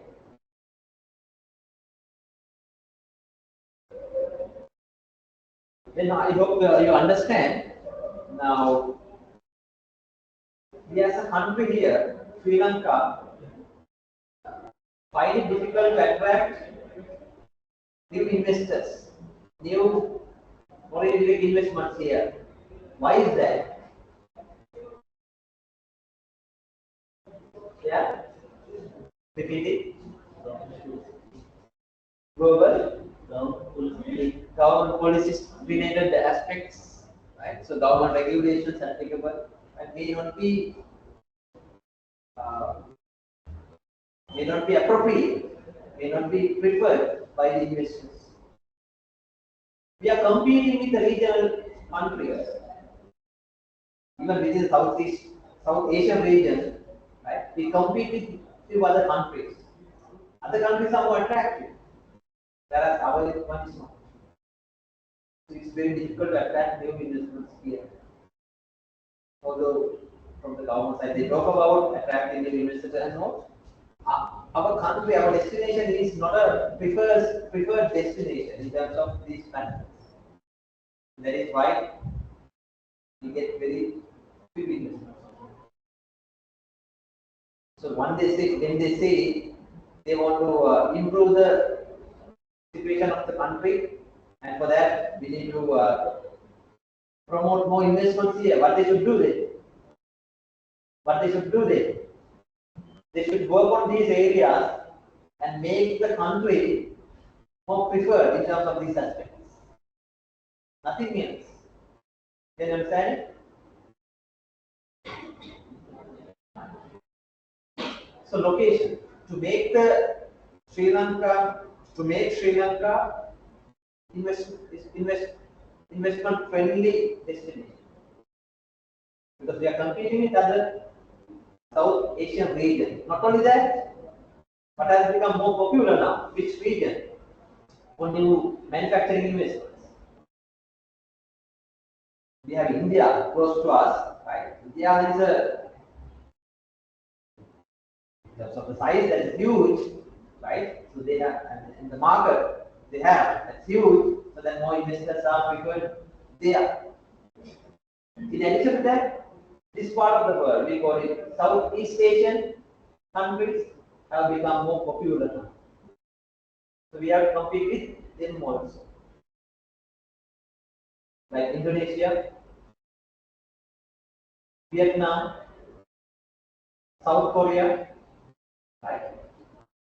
Very much close to China, and more supplies are coming from China and around China. So that such countries have become more preferred destinations. Can you understand? So they are better locations in terms of these factors. So when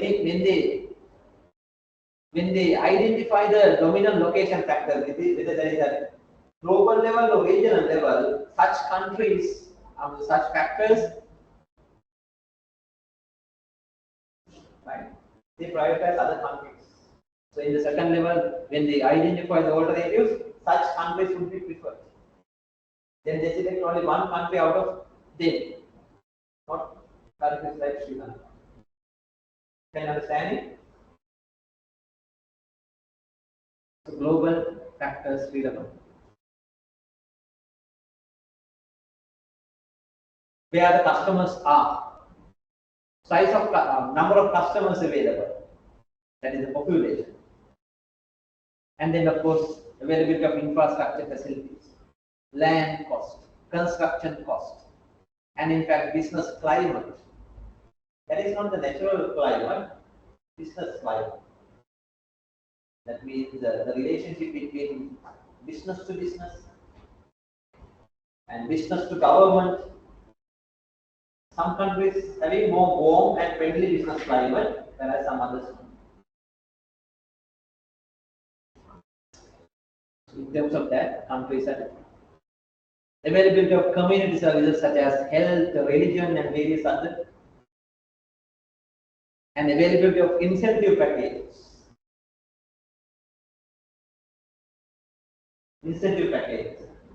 Tax concessions, tariffs concessions, various other benefits, so that countries would be more preferred over the others. And then of course government regulations, transportation modes available. We have a huge advantage there, isn't so? In Sri Lanka, we have a commercial port that is connected to the international sea routes, and we have air transportation, and within the country we have railway and developed road facilities and all. So we have some advantages. Transportation cost, availability of raw materials, climate, weather conditions, taxes, and availability of government services such as Chamber of Commerce and all. Those are called community level location factors applicable when selecting countries. The last level, we call it the site factors. Within the country selecting one site, what factors relevant? So these are the common factors relevant. We call them site related factors. So for a business that looks to that aims at finding a location within a country, these are the most relevant factors. Site unit, size of the site, cost of the site, availability of transportation facilities, transportation systems, if there are any zoning restrictions, proximity to supplies, relevant environmental impacts and issues, customer density, and then the customer demographics. So those are the key factors relevant. So within a country, selecting specific sites. Clear? So some other indices like competitiveness indexes or corruption indexes, whatever, they are also relevant when selecting locations. I'm going back to slide number 12. So these are the factors to consider and accordingly decide the locations. Locations could be sites or countries or regions. Based on the locations, they need to evaluate them and select. I hope that is clear. When it comes to evaluations, there are different techniques as I told you, and there are some of them. I will explain only one or two of them. Let's take the first one here, location factor rating method. There are a few slides explain what it is and how this technique can be used. Here, slide number 13 introduces you the steps to follow when practicing location factor rating. Location factor rating technique for location selection.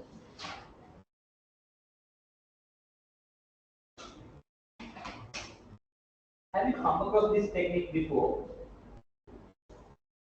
No. Something similar? No.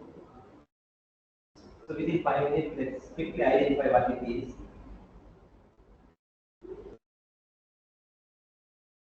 This is a technique that both numbers and judgments are used when selecting locations. Okay, these are the steps to follow. I will use a simple example to explain it.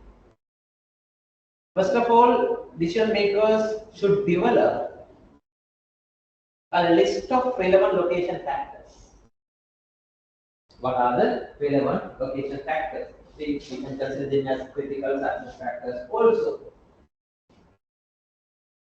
Say for an example, in slide number 14, we have an example. This is a manufacturing firm. This is a manufacturing firm heavily depend on labor. So these are the factors they have prioritized for the location decision.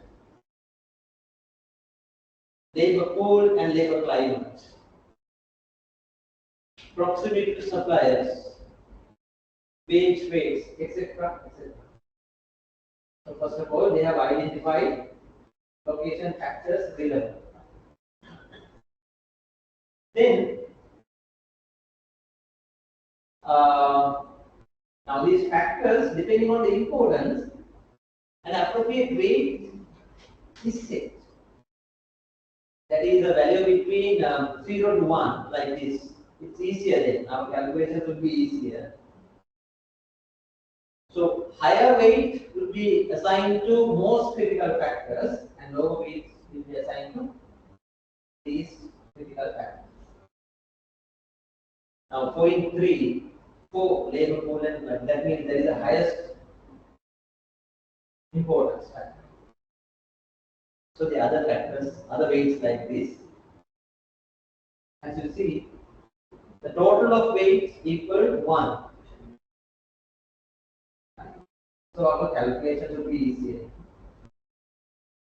That is step number 2. Develop a scale or a weight for each factor depending on the importance of factor. Then of course we need to identify alternative locations for the decision. So we are to locate, say now in our Navalova hospital, looking for a new site to establish its new branch. So there could be different locations within Colombo, within Western Province, according to their requirements. So they will initially prepare a long list of locations and then reduce it, shortlist the locations and select the most suitable 3 places, 5 places, like that. So those are the location alternatives. In this case, they are considering 3 sites, site 1, 2, and 3. Understanding?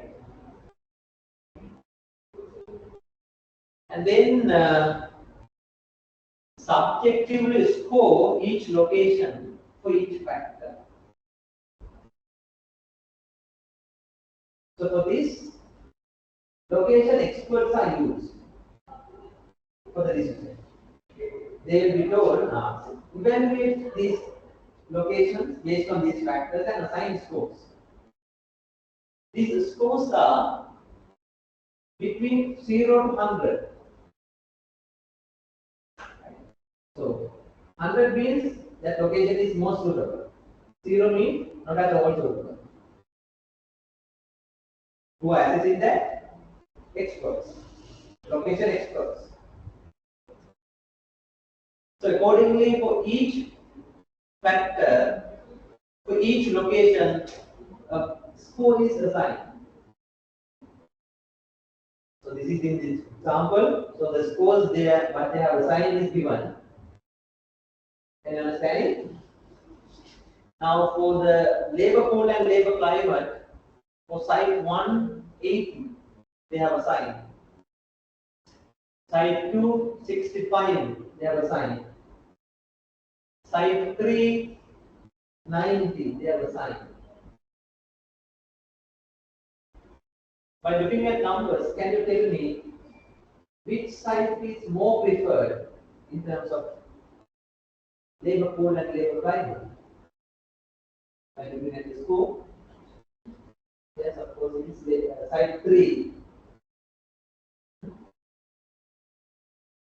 Site 3. In terms of proximity to suppliers, these are the scores they have assigned. These are the scores they have assigned. So which site is more preferred in terms of proximity to suppliers?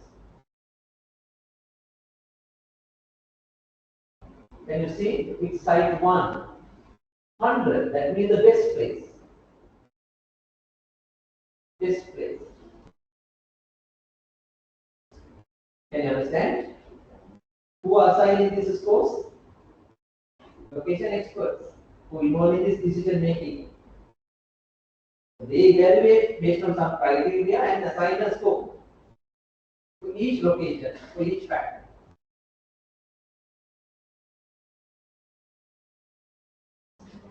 Likewise, for all the factors, for each site, they assign scores. And the next step is calculate the weight of the score. Multiply score by weight for each factor for each location and calculate the weight factor. Say for example, now labor pool and climate for site 1, that is 80, multiplied by 0.3, you get 24. So likewise, weighted factors are calculated. And the next step is to add them together and get the sum weighted scores for each location. So like what you see here, right? Total weighted factor, total weighted score for each site. And based on that, we make the decision. Which location will be selected, recommended? Which location will be recommended accordingly?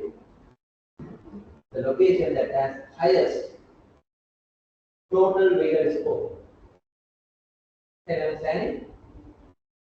The location that has highest total factor rating. In that case, that is 82.05, site 3. Can you understand the steps? This technique is called location factor rating. Systematic way to consider many factors and different locations and select the best one.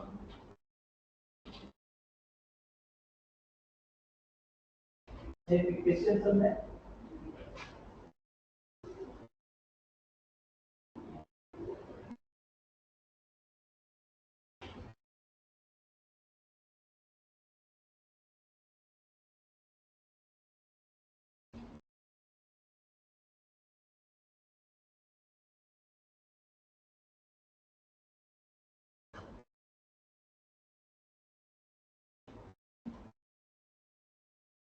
No questions?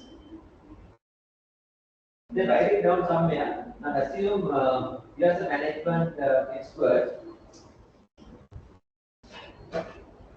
You as a management expert is expected to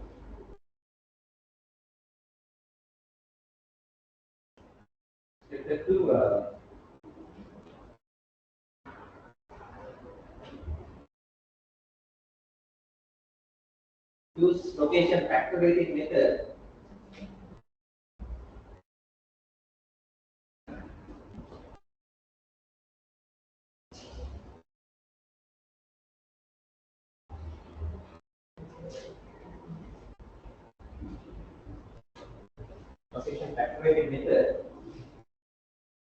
to identify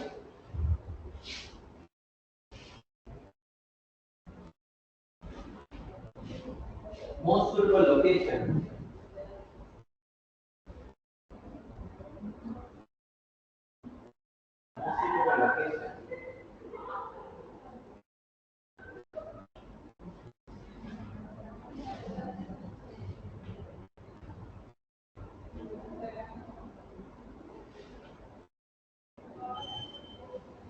for cement factory. For cement factory.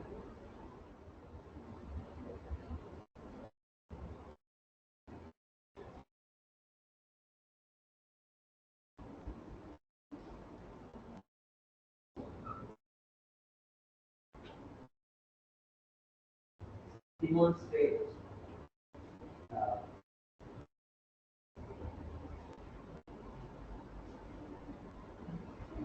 how you are going to apply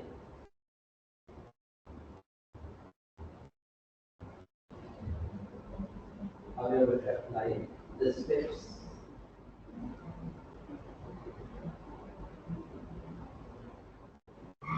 of location factory.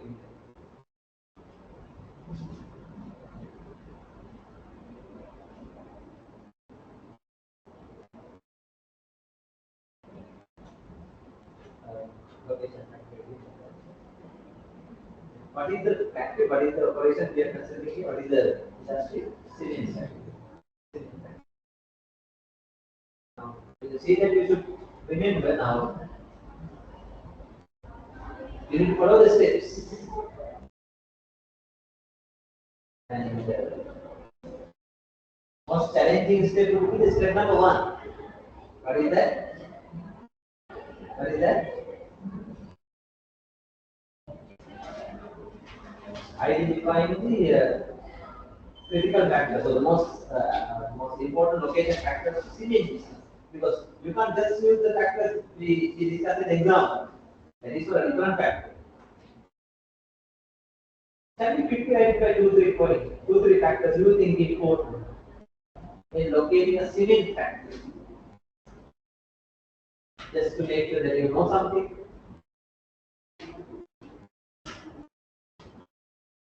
Let's assume you are going to make this decision within Sri Lanka.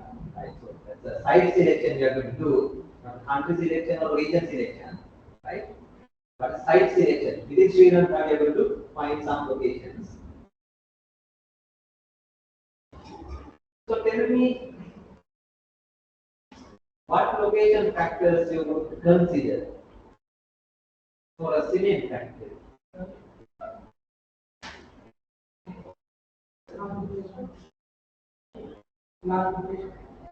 Location, we can consider it as a space availability. We need a spacious land, so space availability is not the main factor, but one important factor. Space availability is spacious land.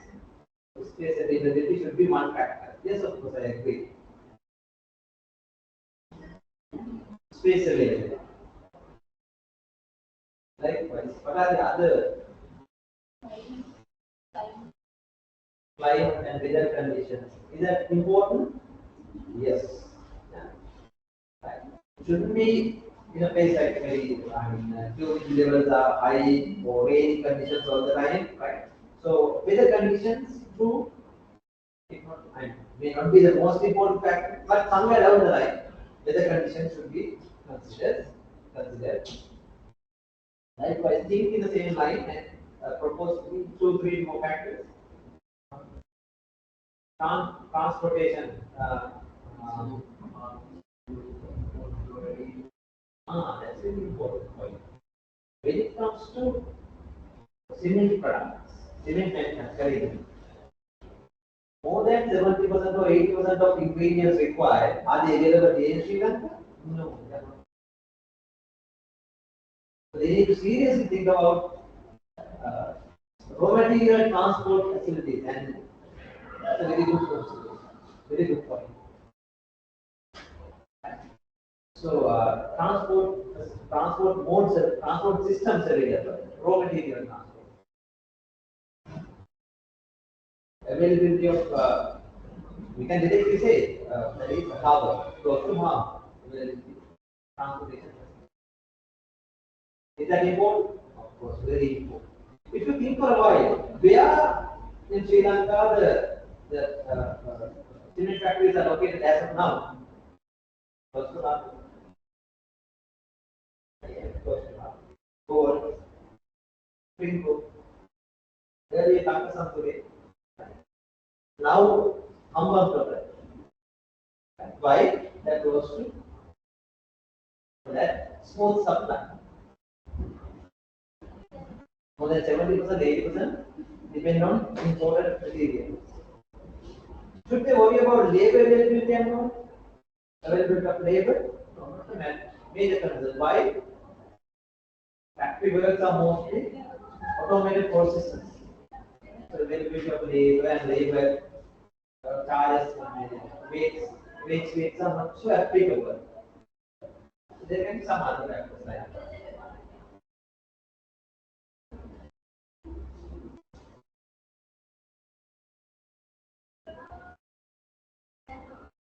Since within the country, since we are considering different sites within the country, would the energy cost vary from location to location? No, right? Within the same country. Otherwise, we need to consider the energy cost. Within the country, same cost, energy rates are applicable. Environmental programs. Some regulatory, environmental regulatory aspects should not be a residential area, right? And then of course away from the residential. So environmental aspects, environmental concerns, that is very important. One more point, common regulations, especially some zoning restrictions, what they call it. Zoning restrictions mean now such industries are restricted to certain areas only. This is one such industry where these zoning restrictions are applicable. Environmental aspects. Okay.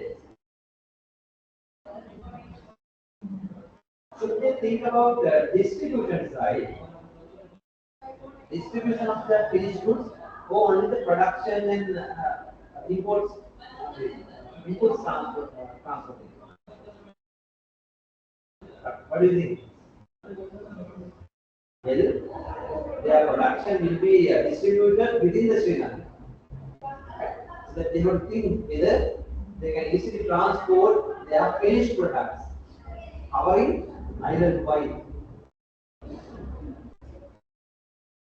Right? Compared to many products, how about the shelf life of the products they produce? Similar. Is that longer or shorter?